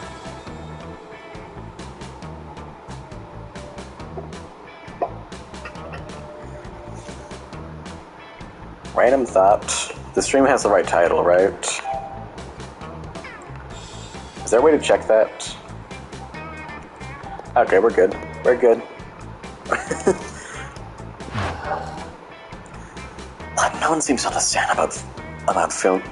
What no one seems to understand about filters is that they're not about making pictures better. They're about making pictures browner and harder to see. That's why I use my own proprietary filter for almost all my photos. Infinite Hope. It's also probably why I have only 6 Instagram followers, but we must all make sacrifices for our art. In any case, I have to go. There's a dead rat in the parking lot. I simply must document.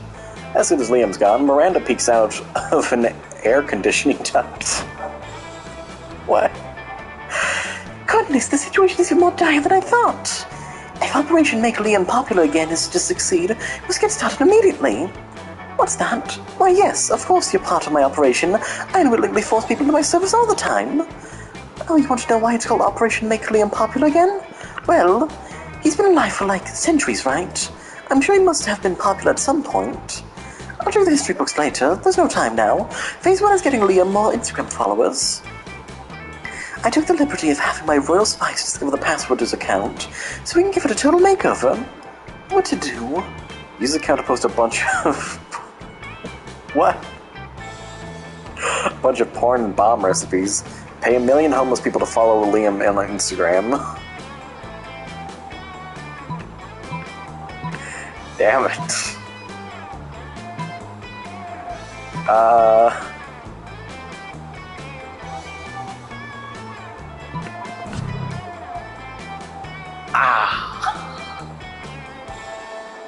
I should have thought of the stats. The stats. Well, you see some child. I thought it would be funny. What is porn? Never mind, if you suggested it. It must be something very classy and suitable. Porn your heart out. With Miranda's blessing, you soon transform Liam's feet into a cavalcade of nice boobs and deadly explosives. All seems to be going well. People are liking his pics in droves. You see Liam being led through the halls in handcuffs. I don't even know what you're talking about. Encouraging acts of violence. I just post pictures of food under opaque brown filters. This is figurative violence against the status quo, not actual violence. So what if my profile says, come for the bootleg pornography, stay for the domestic terrorism? It's clearly ironic. If I was going to be wrongly incarcerated by the state, I would have at least liked some warnings so I could fix my makeup. This is the worst day of my practically infinite lifespan. Cops eventually release Liam in exchange for teen fashion advice, but you spend the rest of the week covering your digital tracks, whose minds do money and one creativity. My money! That day you listen to your elders and learn valuable lessons. Sometimes, after all, the moral. While doing all that, you've been carrying your newly acquired corpse as if it was the totally normal thing to do. But some people seem to think otherwise. Whoa! Hello, friends. Oh no, it's the foremost hateful people in the school. I'm trying to figure out how to get the cops to actually acknowledge this corpse. Polly's more hateful than Miranda? Why are you carrying a corpse, idiot? What a shameful display of distaste. Yeah, what a noob. Getting around your corpses is for noobs. Oh, a corpse! I love corpses! Also, I'm super drunk. Okay, the three most hateful people in school and Polly. As the school's social elite, we disapprove of this. I am getting a headache. That's upsetting. That's not good. I should take a medicine.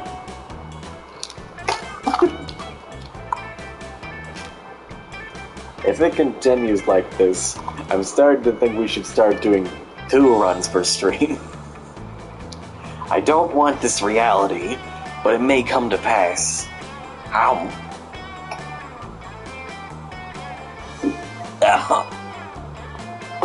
I'm a mess today.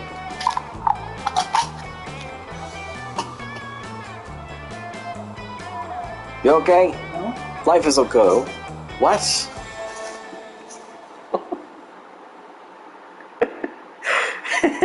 I don't know what's happening anymore. As the school social elite, we disapprove of this. I'm the head of the hierarchy and I cannot condone such stupidity under our domain. I'm the taste of the hierarchy and I don't appreciate such puerile use of a corpse. Also, lesser known fact about corpses, they smell. I'm the fist of the hierarchy and I want to punch you because punching people is what I do. I'm Polly. Also, I'm like super drunk, so whatever Farrah says. Yikes, despite your disregard for stupid social conventions and school hierarchies, I feel the urge to please them, maybe because that's what this game is about. When you brought this corpse, they totally told you it was a fashion accessory, and that they were absolutely not just trying to dispose of a body, and that they were absolutely not just trying to dispose of... But now you're starting to feel they might have fooled you. No time to lose. I can convince them the corpse is actually a very hot fashion accessory. Trivia fact about fashion accessories. Most of them are worn on your head. Quick, put the corpse on your head. Shallow social creatures respond only to status. Rip the brand logo off the high-end accessory you own and put it on the corpse.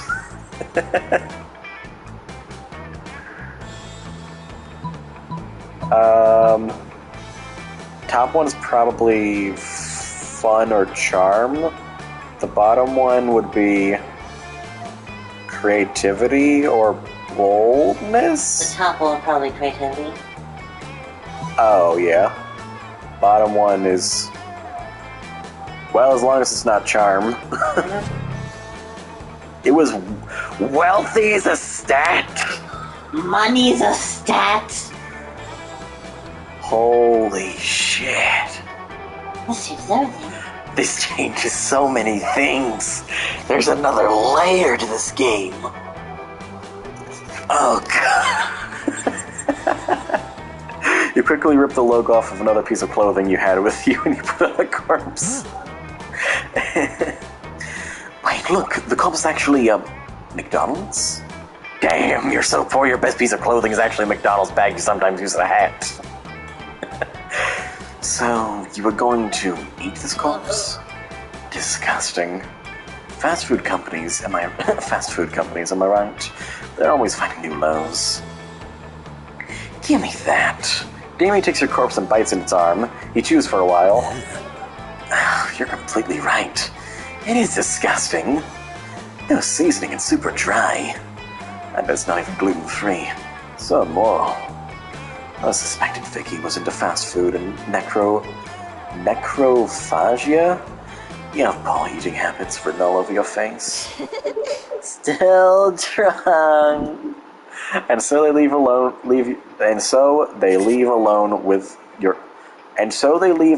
with your corpse. This is worst day ever. Also, Damien was right. The corpse is kind of underseasoned and dry. You lose fun and charm. Just didn't work at all. Everybody choose an animal. Hey, you know what that means though? We get a free rejection end stream. Yeah, that's what I was going for. I was gonna try to figure out the corpse does. Oh, okay. The corpse gets Damien to eat rotten flesh, and also gets you to eat rotten flesh. The corpse gets Damien to eat a corpse. Everybody choose an animal. I'm going again with the monkey. What if I also choose the monkey? Oh, second monkey. But this one is slightly bigger. And where does Kev? It is Jimmy. It's me. Player decided based on how likely it would be for the selected animal to take over humankind. Start debating now. I think you win. Where's Kev backwards and his name's Jimmy? Write this down. Step 5. Be a man. Step 5. You are a man. You are not like Jimmy. Well, since you're already just kind of whatever, you might as well talk to one of the one-offs. You're taking a break from socializing to eat your lunch when someone punches you in the knee. It's the Slayer, and she's hiding under your table. Eat knee pain, freak! Now I'm going to punch your other owl. You just threw your apple at her, finally, a use for that red delicious. You defeat the Slayer, she flees, leaving 2 choice pieces of loot behind. Oh? The loot flashes rapidly, getting ready to disappear, almost as if you're in some kind of video game. No time to contemplate the nature of existence. Pick some loot before it's all gone. Garlic, rice, and holy water. One monster's weakness is another monster's dinner. A gun that shoots steaks with eat shit burned in the sight of them.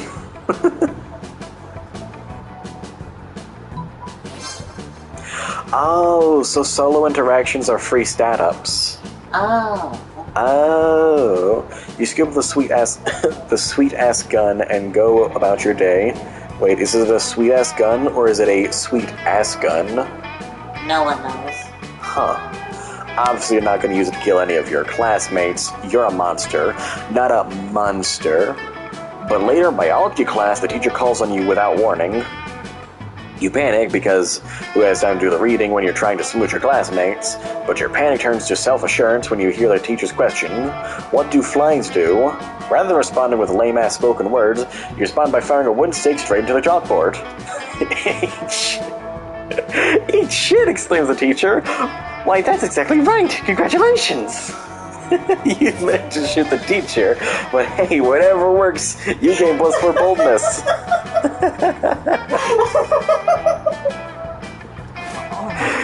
Nice. These two again. You notice Liam looking disgruntled, which is his default, so whatever. But it seems like Miranda's pretty upset too. Better check it out. Liam, why are you typing on your phone so angrily? Did your phone offend you in some way? Why are you mad at it? You seem to be in an 8.5 on the Frowny Liam scale. The what? The Frowny Liam scale? Normally I can tell how people are feeling from their faces, but you seem to be frowning most of the time, so I created a chart to measure your frowniness. Miranda pulls out a notepad and displays a series of doodles of Liam's frowniness. They're not super accurate, but they are super adorable. I'm not angry at my phone. My so-called frowniness is caused by a heinous error. I specifically asked that my creative creme brulee be extra crispy so it truly popped with my #mascara Instagram filter. Instead, they burnt it to a crisp, rendering it unphotographable. Monsters deserve to know. Oh my gosh, I'm kidding. My reading is not working anymore. This is starting to upset me. Monsters deserve to know what they're getting into if they choose to eat at this cafeteria. So they can choose to take their business to a different establishment. And so I'm writing a scathing Yelp review. Liam, you can't do that. If they shut the cafeteria down, the school kitchen staff will lose their jobs. Did you know that peasants have to do labor to make living wages? They don't simply have an unlimited store of gold. I was shocked when I first found out. Of course you were. If the kitchen staff wanted to earn their wages, they should have been better at their jobs. I'm simply the merchant of truth. No, you're the merchant of poop! Your royal sophistication shines through. Look, Cascars. Their taste may trend toward the mainstream, but surely they can see this subpar cafeteria must be exposed. Don't be ridiculous. Ours is surely more compassionate than that. I would gladly help me save the cafeteria. Again? Again? Gosh, it's hard to keep track of your misadventures at this shit show of a school. Still, yell if you can. Miranda can't undermine Liam's admittedly talented criticism alone. This will take an army of homeless people. We made to write positive Yelp reviews in the cafeteria until we eclipse Liam's. Again with the homeless people. Liam, one lone voice simply cannot shut down this cafeteria, at least not the voice of a high schooler. Let's get a renowned food critic to write a Pulitzer-worthy expose to be published in the most widely read I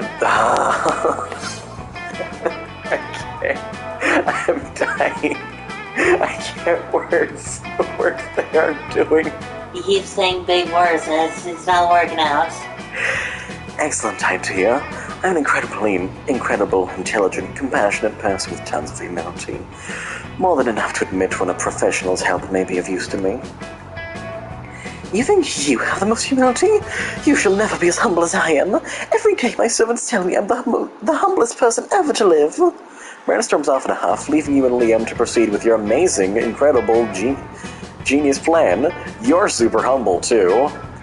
Use your magnificent calligraphy skills you picked up in your elective class, Calligraphy and Murder, to write 5 letters chock full of #aesthetic.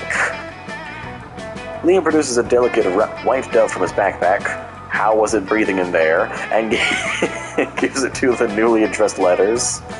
You're not sure what's more intriguing, the fact that Liam trusts that the dove will be able to read the addresses to deliver the letters, or the fact that the addresses he wrote down were just their emails. Regardless, it seems to have worked, because within a minute of the dove release, you receive your first reply on your phones. I think the exquisite Jacques Aznavour wouldn't have enthusiasm for a plight. Thus, immediate response. Dear Liam, I received your message. Though the calligraphy is quite impressive, I'm afraid I must give you the same answer I gave you when you asked me to write a review on the cuisine cooked by your friend's grandmother last Thanksgiving. I don't know how you got a dove to find out where I live based on my email address, but stop contacting me. Most lovingly yours, great and humblest food critic, Jacques Aznavour. Now, Oz, nobody understands the severity of the creme brulee transgression. Thank goodness we have each other. Heck yeah! You have each other for prom? Hopefully, at the very least, maybe he'll let you borrow that dove sometime to send anthrax to your enemies. I am getting lightheaded. This is becoming a problem.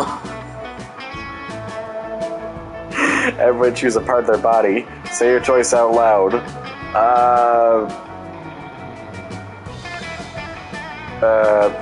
Incisor. Incisor.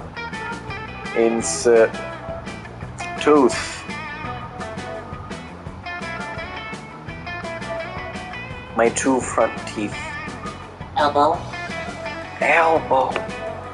Yeah, we know you probably wouldn't eat another human being, but provided you're forced to do so, play or decide based on which part of a person's body you would be most likely to eat. Tooth or elbow. You could just kind of go the tooth. Yeah, just get rid of it. I'd do the tooth. There's a lot of meat on an elbow. Elbow's just bone. You want to eat bone? That's just fleshy skin. That's like... What does human taste like? Like pork or something? That might be good. But this is what you're most likely to eat. Would you be more likely to eat elbow or a tooth? Just elbow. Elbow? You think? Okay.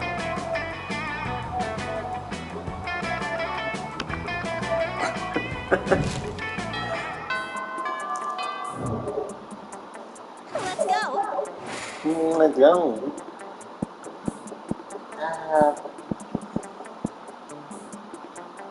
Where do you think the next, corpse or thing would happen? I don't know if it matters where you go. It just kind of happens if it happens.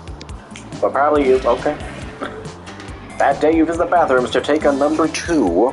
Don't worry, there won't be an illustration of that specific moment. Thing is, you make one of the boldest decisions in your life. You don't put paper on the toilet seat before using it. Look at you, you crazy bastard! You gain +2 boldness and probably 1 with a slight chance of +1 STD.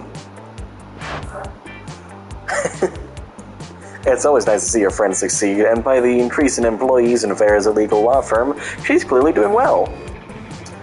Hello, friend Vicky. Have you come to this place for carbon-based life forms to rid themselves of their waste in order to file a lawsuit?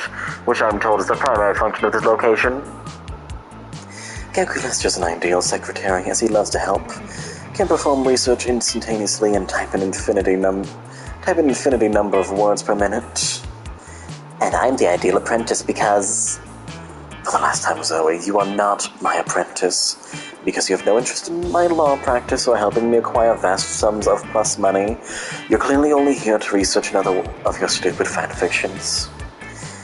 My spooky high court legal counsel, you guilty of love, is not stupid. Clearly you're worried because you're worried taking me on would lead to a lawyer apprentice love story. That is not the case. OMG, is that because you're already involved in a lawyer-secretary love story with Calculesto? Where did you come from? I demand to speak to a lawyer immediately. You've come to the right place, friend Dahlia. As everyone knows, bathrooms are the most common location to take care of legal problems. For far too long, I have attempted literal battle to claim the 8th Circle of Hell from the LeVay clan, so now I shall attempt to defeat them in legal battle. I get the feeling that every one of the NPCs that aren't one of the main characters really have one goal. Dahlia, my wealthy friend, I would be more than happy to assist. But Damien is our friend. Sounds like repressed sexual tension to me. Everything sounds like repressed sexual tension to you. True that. I have brought with me this chest full of the spoils of war. Prepare to pay any price for your legal advice. Friend Dahlia, a quick search has informed me that the Aquino clan has never controlled the 8th Circle of Hell, and that the LeVay clan claimed it quite fairly. It would seem that you have little to no claim on what is rightfully friend Damien's kingdom.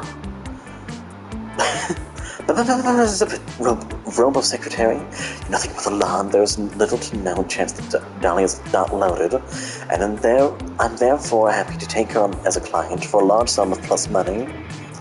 You have chosen the right side, fiendish Gorgon. What is the plan for my legal victory? The plan? Yes, the plan, which I have one of because I am a very qualified lawyer in your case, for which you have absolutely no legal grounds whatsoever. Certainly will be winnable. We just need to, bring in a surprise witness, shout objection over and over again. Nothing matters anymore. Go with the Ace Attorney reference. Yes! Hell yeah! Yes, exactly. Of course, if Vicky hadn't jumped in, a qualified lawyer would have suggested just the same thing. But for Navarro, it is seen that my database suggests that objection can only be used in certain... Objection! OMG, it works! Aha! A strategy that is as effective as it is ruthless. It shall serve us well. How do we proceed? That's it. We're done here. We did it. What? What about screaming, but what about serving Damien with a summons? What about a court date? What about an actual trial? I demand my money back. Objection! Dahlia wanders off, too stunned by her legal prowess. A legal prowess has gained you +2 smarts, +1 fun, and the admiration of your buddies. Objection! Objection! Auditor... Cat is in... Outdoors. Oh yeah, I can't see the left side of the screen. I should probably remind everyone. I have to look at the iPad to see where the cat is. Auditorium, I have no fun, but I don't need fun. Charm is my lowest stat, but I think I'm going with smart. Yep. I'm gonna sneeze.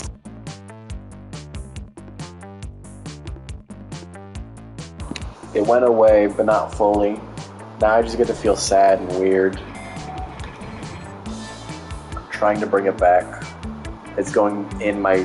Ow, that hurts. Why does that hurt? Ah! I'm dying this stream. This stream is going to kill me. Why? Later, you're sleeping peacefully until a noise wakes you up.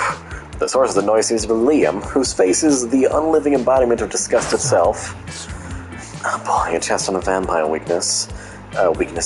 How original. Please list all known weaknesses of the vampire. You know, it's pretty problematic to teach everyone at school all the known ways to kill one specific minority. I don't mind that, though. As a brooding outcast, I'm already accustomed to the division and harassment of my peers. What I do mind is how played out everybody's answers are going to be. Steaks, garlic, the sun. Van Helsing called. He wants his cliches back. I've got a good answer, though. It's pretty obscure. You've probably never heard of it. Bet you can't even guess what it is. Ooh, a challenge! You give me your best guess. Global thermonuclear war. Harmonica music. I want to choose that, but I think it might be fun. So I guess... Yes! Global thermonuclear war, of course! The world's stockpile of nuclear weapons is a constant existential threat to all beings. One might say, in fact, that we are all weak against global thermonuclear war. What a grand political statement. What a bold stance to take on 10-point high school writing assignment. I mean, yes, that's totally the weakness I had in mind. I definitely wasn't going to write very mean unicorns. Why'd you think that? You tell on yourself quite often. Liam's weak against very mean unicorns. Finally, a reason to oppose unicorn pro. You gain +2 charm, 1 smart.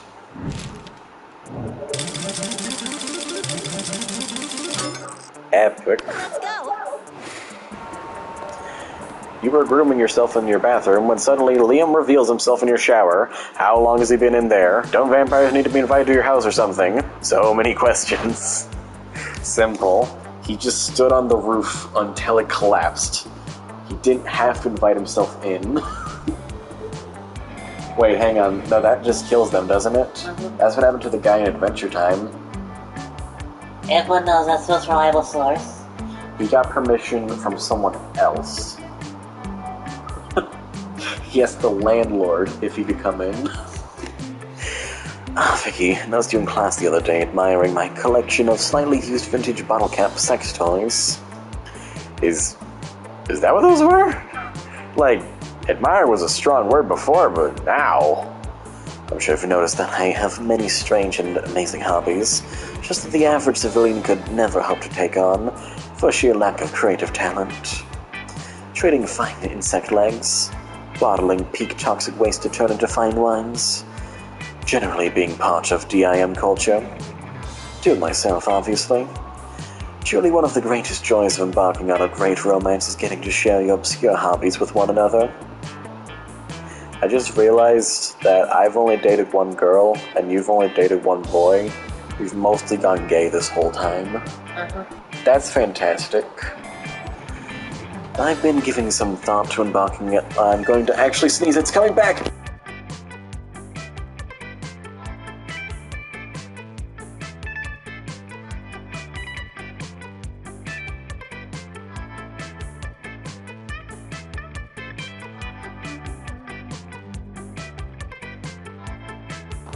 It didn't hurt for once. I also pressed the home button first.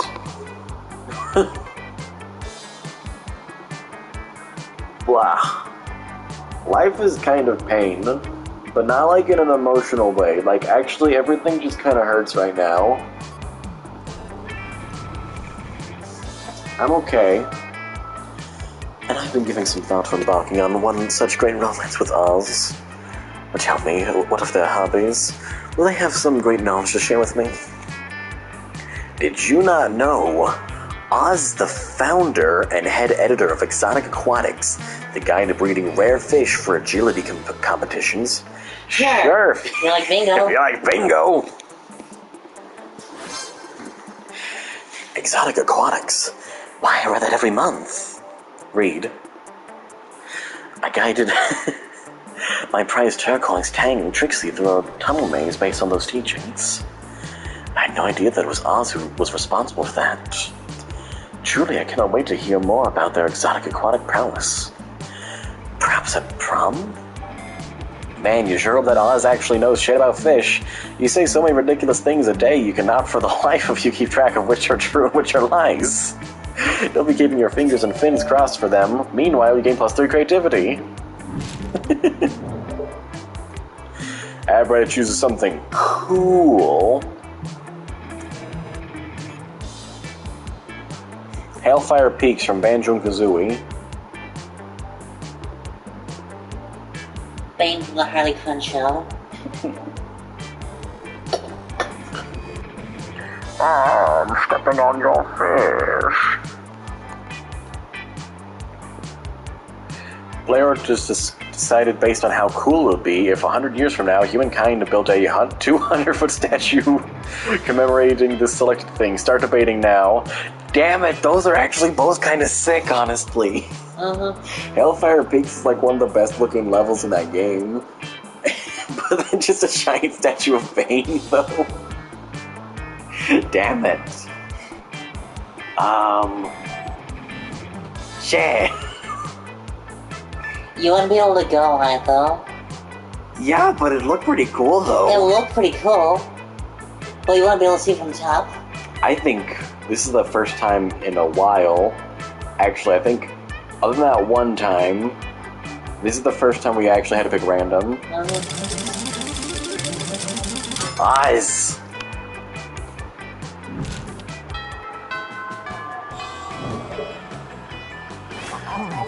Oh. Cat is dead. Oh, Cat's in the bathroom. Okay, so... Boldness. Oh, we can't do boldness, so... Charm. Yep. Scott strolls by, happily munching on something. Liam gapes at him, appalled. What on earth are you eating, Scott? This delicious new flavor of Fangles of potato chips. Maximum Ultimate Double Barbecue Mascara. Massacre. Mascara. He's... Honestly, I'm pretty sure Scott would get those two words confused. Yeah. Really? Because it looks like a raw severed goat head inside a cardboard tube. Yeah, I guess it does. Could've sworn it was potato chips. Still tasty, though. Tasty? Tasty? Does wanton environmental destruction sound tasty to you? I don't know. Is that some kind of jerky? No, Scott. Don't you realize that in order to harvest these goat heads, Fangles and Co. decapitate millions of innocent goats every year? But what do they do with the bodies of the goats? Nothing. It's a horrendously wasteful practice. Oh no! Those poor little goat bodies running around and bumping into things! We ought to stop them! Wait, really? I was just trying to make you feel guilty. I didn't actually have a plan of action, but if someone were to suggest one... Assemble an army of vengeful undead goat torsos. Write an extremely mean blog post. This sounds fun. I think it's fun. Yes! But how can a blog post cause any kind of... But how can a blog post cause any kind of meaningful... Quiet, Scott. I've been training my entire life for this. Lee whips out a tablet with "This machine kills Can I say that word? I don't know. Written on it and it gets to work. The blog post he writes is so into... The blog post he writes is so the Monstropolis Fire Department has to send digital firefighters to put out all the flame emojis. Incendiary. Angles is forced to recall their maximum ultimate barbecue double barbecue massacre flavor just to prevent the internet from burning down. Scott bids a tearful goodbye to his cardboard tube full of goat head. But you all agree it's for the best. You gain +2 smarts and 1 creativity. Scott is not happy. Let's go. That day, you're the first one in class. You sometimes come early because you enjoy talking to the teacher. You notice Zoe with a big grin on the amalgam of chaotic nightmares she has used to form her face. It's adorable. Words. Sorry, I just completely blanked on how to do her voice for a second. What? What is it? You just saying the words. Oh. We need to stop after this. Yes. Vicky, hey, guess what? My latest comic, Who Watches the Watchmen Have Sex, just got published in Weird Tales magazine. I worked so hard on it, it's finally out there in the world. If I can rue this moment for Leonard. Leonard, come on. I always have to slide into my DMs. Delighted moods. What about world hunger, global warming, income inequality, human trafficking?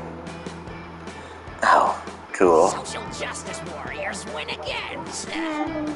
If I was to entertain all of the BS you just said, I'd say I don't know. Maybe through a combination of talent and the numerous connections and avenues you have available to you as a privileged member of society. Because you spend all your time complaining about non-existent obstacles instead of getting better at art. Looks like there's only one way to solve this. You're way ahead of her. You select the only option that makes sense. Use the CalArts sorting hat to determine the objective value of the 2 comics. What's the CalArts sorting hat? What, you mean a sorting hat that looks like it's in the art style of Clarence? What even is the CalArts style? There is no CalArts style. The friggin' CalArts style is 5 completely different looking shows that all have characters with the same smile. It was just a... So, what? Does it look like some sort of amalgamation of the sorting hat? But it looks like the art style of Gravity Falls, Steven Universe, Clarence, and Gumball at the same time. What was the other show? I don't remember. I don't remember and I don't care, because the word CalArts immediately annoys me. For years he possessed the gem of Garoto, a powerful artifact capable of raising 4 people from the dead. Why not resurrect 4 great artists and ask their opinions?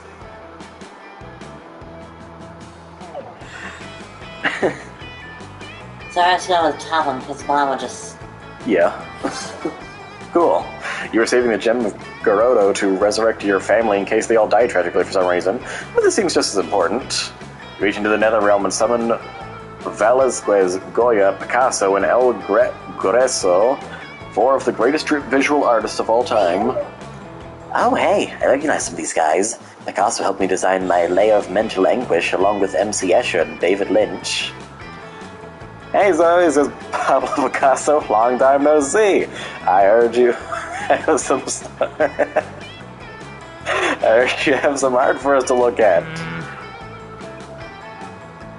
Says El Greso, furrowing his brow with the paintings. What sort of art is this? You seem to have placed numerous titillating images inside of tiny boxes. I do not know quite what to make of this, says Goya, holding up Leonard's piece. But even to my untrained eye, this one appears to be what we refer to in the art business as a complete turd. Whatever you're saying, you are wrong.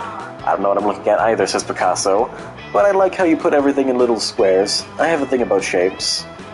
Personally, says Velasquez, I find Zoe's piece pleasantly reminiscent of Frank Miller's The Dark Knight Returns. Mediated by hints of Magical Girl and manga and The Unbeatable Squirrel Girl, all of which also influenced my own work. As you can see in my famous painting, La Menina. Fuck.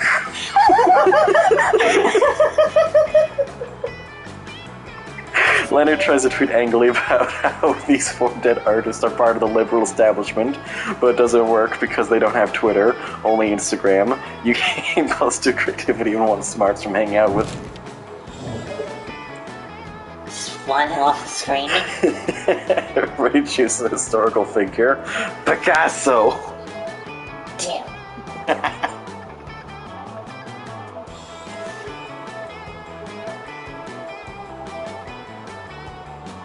Now I'll pick MC Escher. You can have Picasso. Alright. Make sure there's 5 years the historical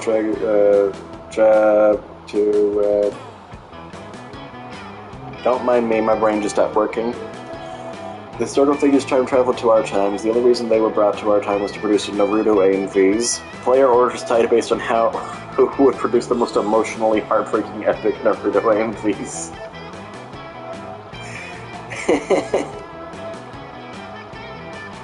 I don't know much about MC Escher. He just did the stair painting, right? And probably other things. Picasso was like... I'm pretty sure there was more meaning to the painting, so I think you win.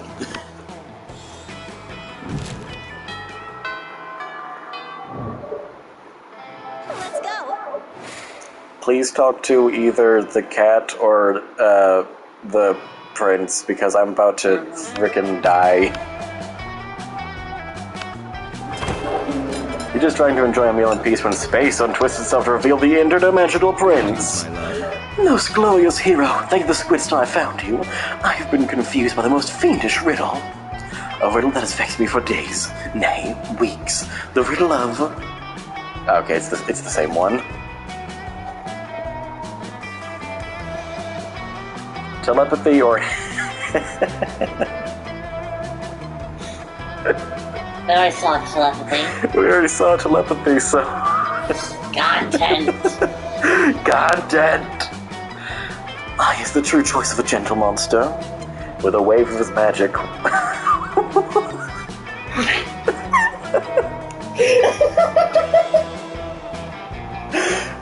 With the wave of his magic wang, the prince imbues your ass with boundless worth ethic. By day, your ass amazes your classmates and creepy teachers. By night, it does your homework for you. All that work makes your buttons super tight. Game plus 4 charm.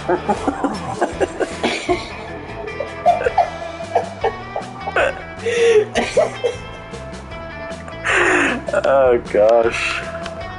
It's Miranda and Liam again. The table you chose is quite crowded. Liam sits across from Miranda, who is flanked by 2 well-dressed servants. One of the servants cuts a slice of Salisbury steak and feeds it to the other. Seriously, Miranda, you have servants to chew your food for you? What? Of course not. That'll be barbaric. The servant happily swallows the Salisbury steak. I have servants to eat for me. They're called eating serfs. Don't you have any? First of all, no, I don't eat food. Second of all, that totally defeats the purpose of eating. Aren't you worried about starving? Why would I be? My serfs get all the calories I need to stay fit and healthy. I have no objective reason to care about this, but suddenly it's all I care about. Someone convince Miranda to stop this madness. Maybe you should start this madness, Liam. Imagine all the food you could Instagram without having to eat any of it. But Miranda, look at the contented smile on the servant's face. You think he's eating for you, but secretly, he's eating for himself. Wait. Wait, bottom one? Bottom one. Yeah, right. No, it can't be. Gordo, say it isn't true. But Gordo can't say anything, because his mouth is full of delicious Salisbury steak. Salisbury steak which he is obliviously eating entirely for his own benefit. Traitorous dog! Do you want me to starve to death? Is that your plan? I think maybe he was just taking advantage of the fact that you don't understand how food works. Taking advantage of me? Scoundrel! Bappy, eat Gordo for me at once. The 2 serfs look at each other and stuff as much of food as they can into their mouths before fleeing the cafeteria. Alas, I only ever get my recommended daily allowance of nutrients now. You could try eating? Myself, but how? You and Liam have a ton of fun laughing at Miranda as she learns how to eat food for apparently the first time in her life. How? How do you live?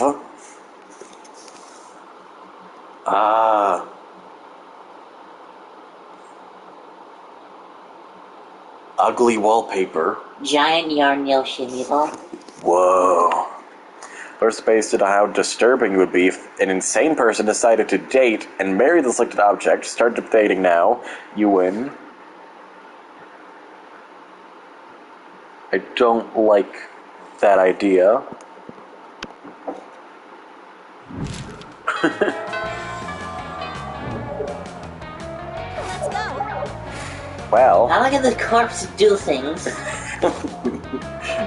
Work, damn it. I think you messed it up with the first one. Either that or it was a singular event. Or are you still carrying the corpse around? I'm still carrying it around. So I'm holding it by the neck. Nice.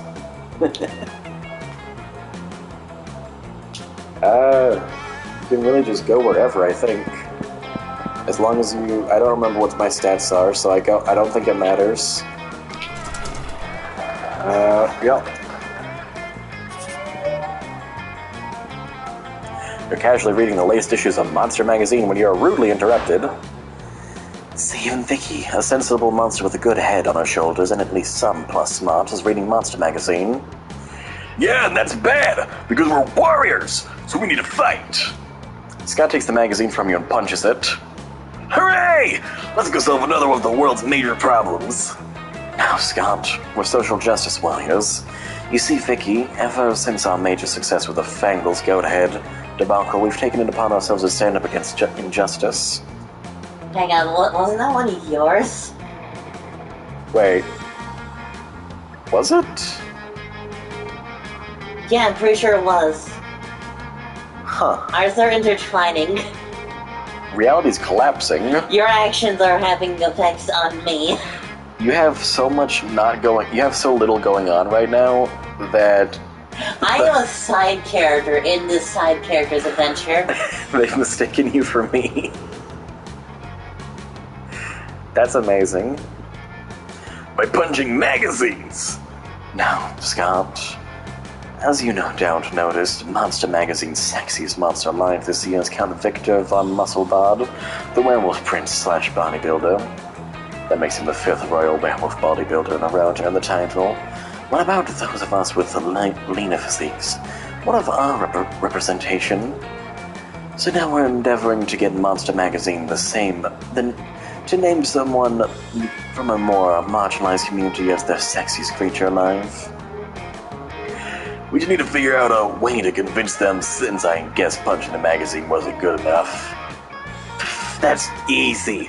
All you need to do is solve everyone's body image issues forever is... Make your own version of the magazine featuring a 3-winged chupacabra on the cover.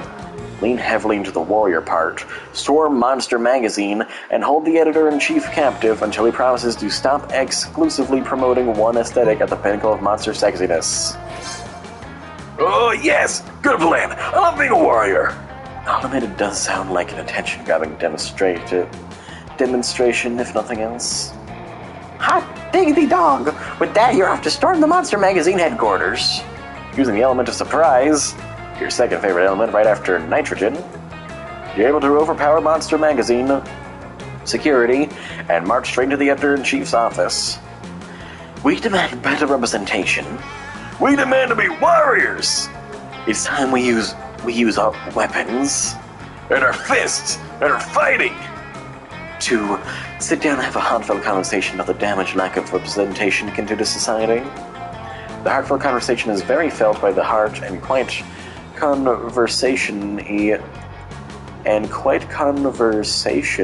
it delves deeply into Editor-in-Chief's own deeply rooted body image issues and how idealizing werewolves makes him feel more comfortable. We'll agree that he should be in therapy, and he agrees that he should do a special issue of Monster devoted to all kinds of beauty. Hooray! You gain +2 fun and 1 charm. The corpse isn't doing anything. The corpse broke. Bathroom. The corpse died.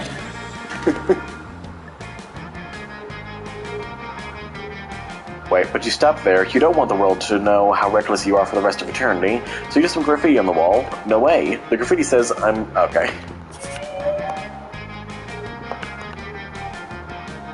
Lately you've been being cute with Liam, but in an ironic sense, and he seems to tolerate you, which is like third base for Liam.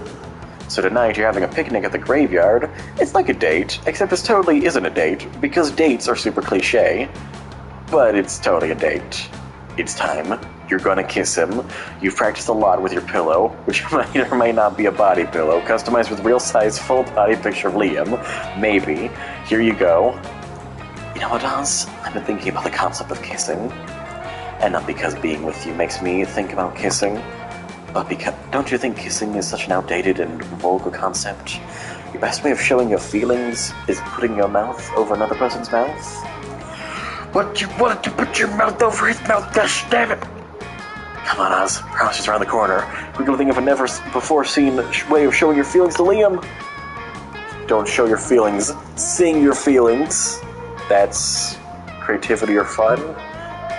Being figurative is for cowards. Real winners are always literal. Show Liam your feelings. I feel like both is for creativity. Yes. You're ready to show Liam your feelings. Too bad you sometimes mess up your words. You show me your feelings instead. You show me your fillings instead. Your marvelous collection of pie fillings. What's this? I love it. I'm so exhausted of people trying to show me their feelings all the time, as if I was a character in a dating sim or something. But this, no one's ever shown me their feelings. Probably because no one actually has feelings like these. They're too busy dealing with their stupid bland feelings, which lack the ability of these fillings to make a pie delicious. Somehow this excites me quite a bit. What do you say to going back to my place to check out your feelings? I technically don't eat, but I'm sure we can find a use for them anyway. Ha! Who needs feelings when you have feelings? Also, now you have +2 turbo and creativity.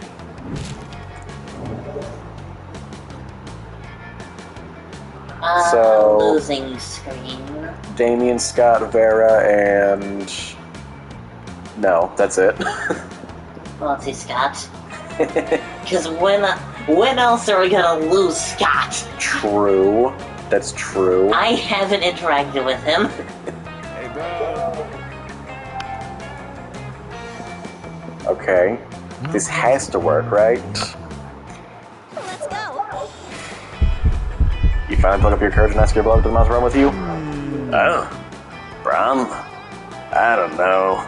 I mean, you're so out of shape. My grandma always says I need to mate with an alpha specimen so we can breed strong babies. Sorry. I thought he was doing a peace sign. He's just wet. That's perfect. Clearly this was too much for you.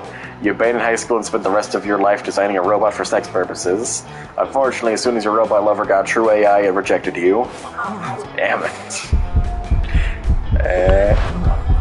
Oh, I see. You mean like going ironically, right? How smart of you. Yeah, I can totally see it. Let's go to prom together, but as a way of internally mocking all those hollow phonies, even if we're doing literally the same thing they're doing. Genius. Prom night was dreamy. Is this the first time we've had a... No, wait. Have we seen this kind of picture with Oz before? Okay.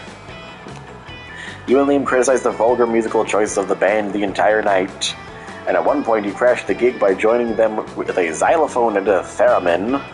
Theremin? You know what that is, right? It's the one where you, like, stick your hands in the thing in between two sensors, and, like, the way you move your hands makes the weird sci-fi noises. Right, yeah, I know that one. Yeah. A renowned music blogger happened to be there, because for some reason she thinks the next big thing will be found at a high school prom or whatever. She said, I understood virtually nothing, which probably means it was avant-garde and too much of an intellectual delicacy even for me. I give it 0 thumbs up, but only because ranking art numerically is a travesty. Keep an eye on Liam de Langencourt and Oz crashing future prom nights. They will wow you. You both kept a copy of the review as a memory of such a wonderful night together. Most likely to be banned from Disney World for the worst reasons. Most likely to work in something no one understands. We did it. We did it with all 8. Now what? Go with the secret characters. Oh yeah, secret characters and also the Lonely Men route. I choose myself. Scott became a world-renowned athlete, but he ended his career to come back to his hometown and take on the job of the athlete he admired the most. Now he's back at high school again, working as the coach. Liam honed his admirable skill and got a job with it. He now designs Instagram filters. Zoe's many years of researching obscure trivia for her steamy fanfics paid off. She got a job as a consultant at a company who makes fantasy sex toys based on the beloved pop culture characters. Now she rakes in the big bucks designing blueprints of stuff like the cock of the Demogorgon or the vagina of the Statue of Liberty. Fantastic. Are those 3 weeks, the months? Yep.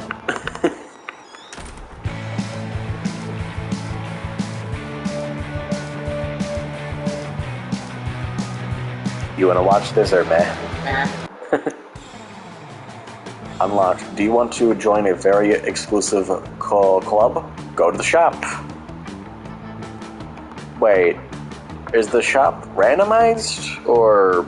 Is it randomized? Maybe the present is randomized.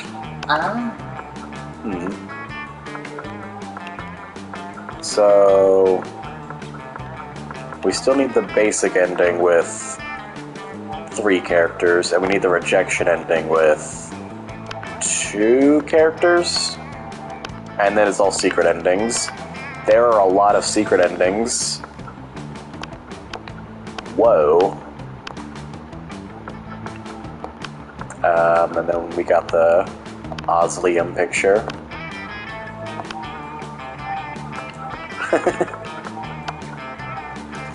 You said turn me on. Impressive hoagie, though. You know, Oz and Liam kind of work together, honestly. Wait, that's the... I know that picture, actually. You probably know that picture too, right? No idea. No? The picture of the giant demon-looking thing just, like, eating the guy? Oh, yeah, that. Yeah. What's a sandwich now? So... do you think we're gonna go for every variation on stream, or do you think that's something I should just, like, we should grind? I feel like that's something we should just grind. Yeah. But we'll save that for after we get a few more secret endings. And also, you know, the solo endings. This is just broken again.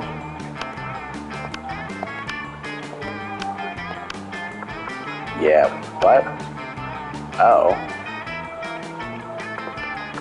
Liam used to be a bit more vampire. I wish you were real. I'm gonna look up how to get that character. I refuse to look up anything for this game until we're done streaming it. Yeah, that too. I want to see him, but I just can't. Look at this dude. I'm talking about the guy on the right, by the way, just so we're just to make sure.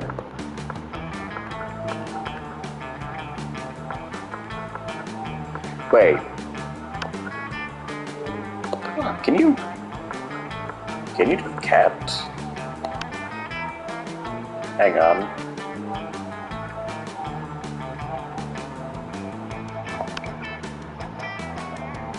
Oh. Oh?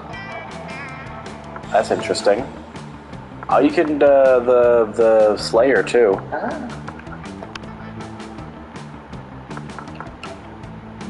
Oh. The narrator! Wait, the narrator is... is that his prom outfit, or is he always like that? Well, it's obviously his prom outfit. I mean, there's a bow tie. Oh, you're right. Look at Damien's default outfit. I mean, Scott's. Your OC is just a person. A human in a monster world. Are those your organs? Hey, look, there is a bat. That's more of a gargoyle, but it's kind of a bat. Close enough.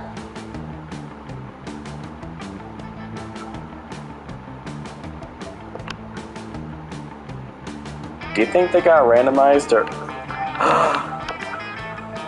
Moth. No, the ghost. The ghost. It can't happen. It's real. And also, Oh. Huh. we're learning so much. And that's it. Okay. So what I'm guessing is that there's probably at least one ending with every character. Uh-huh. That's amazing.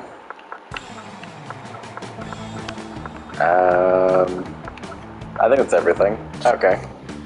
I'm in pain in several ways, so I'm going to cut this. You know, we're done. I can't think of outros right now. I don't know. We might stream Power Washer tomorrow or something. I don't know. Thank you to Tito and Max Epico for watching. We'll see you when we stream. Probably tomorrow. Maybe not. I don't know.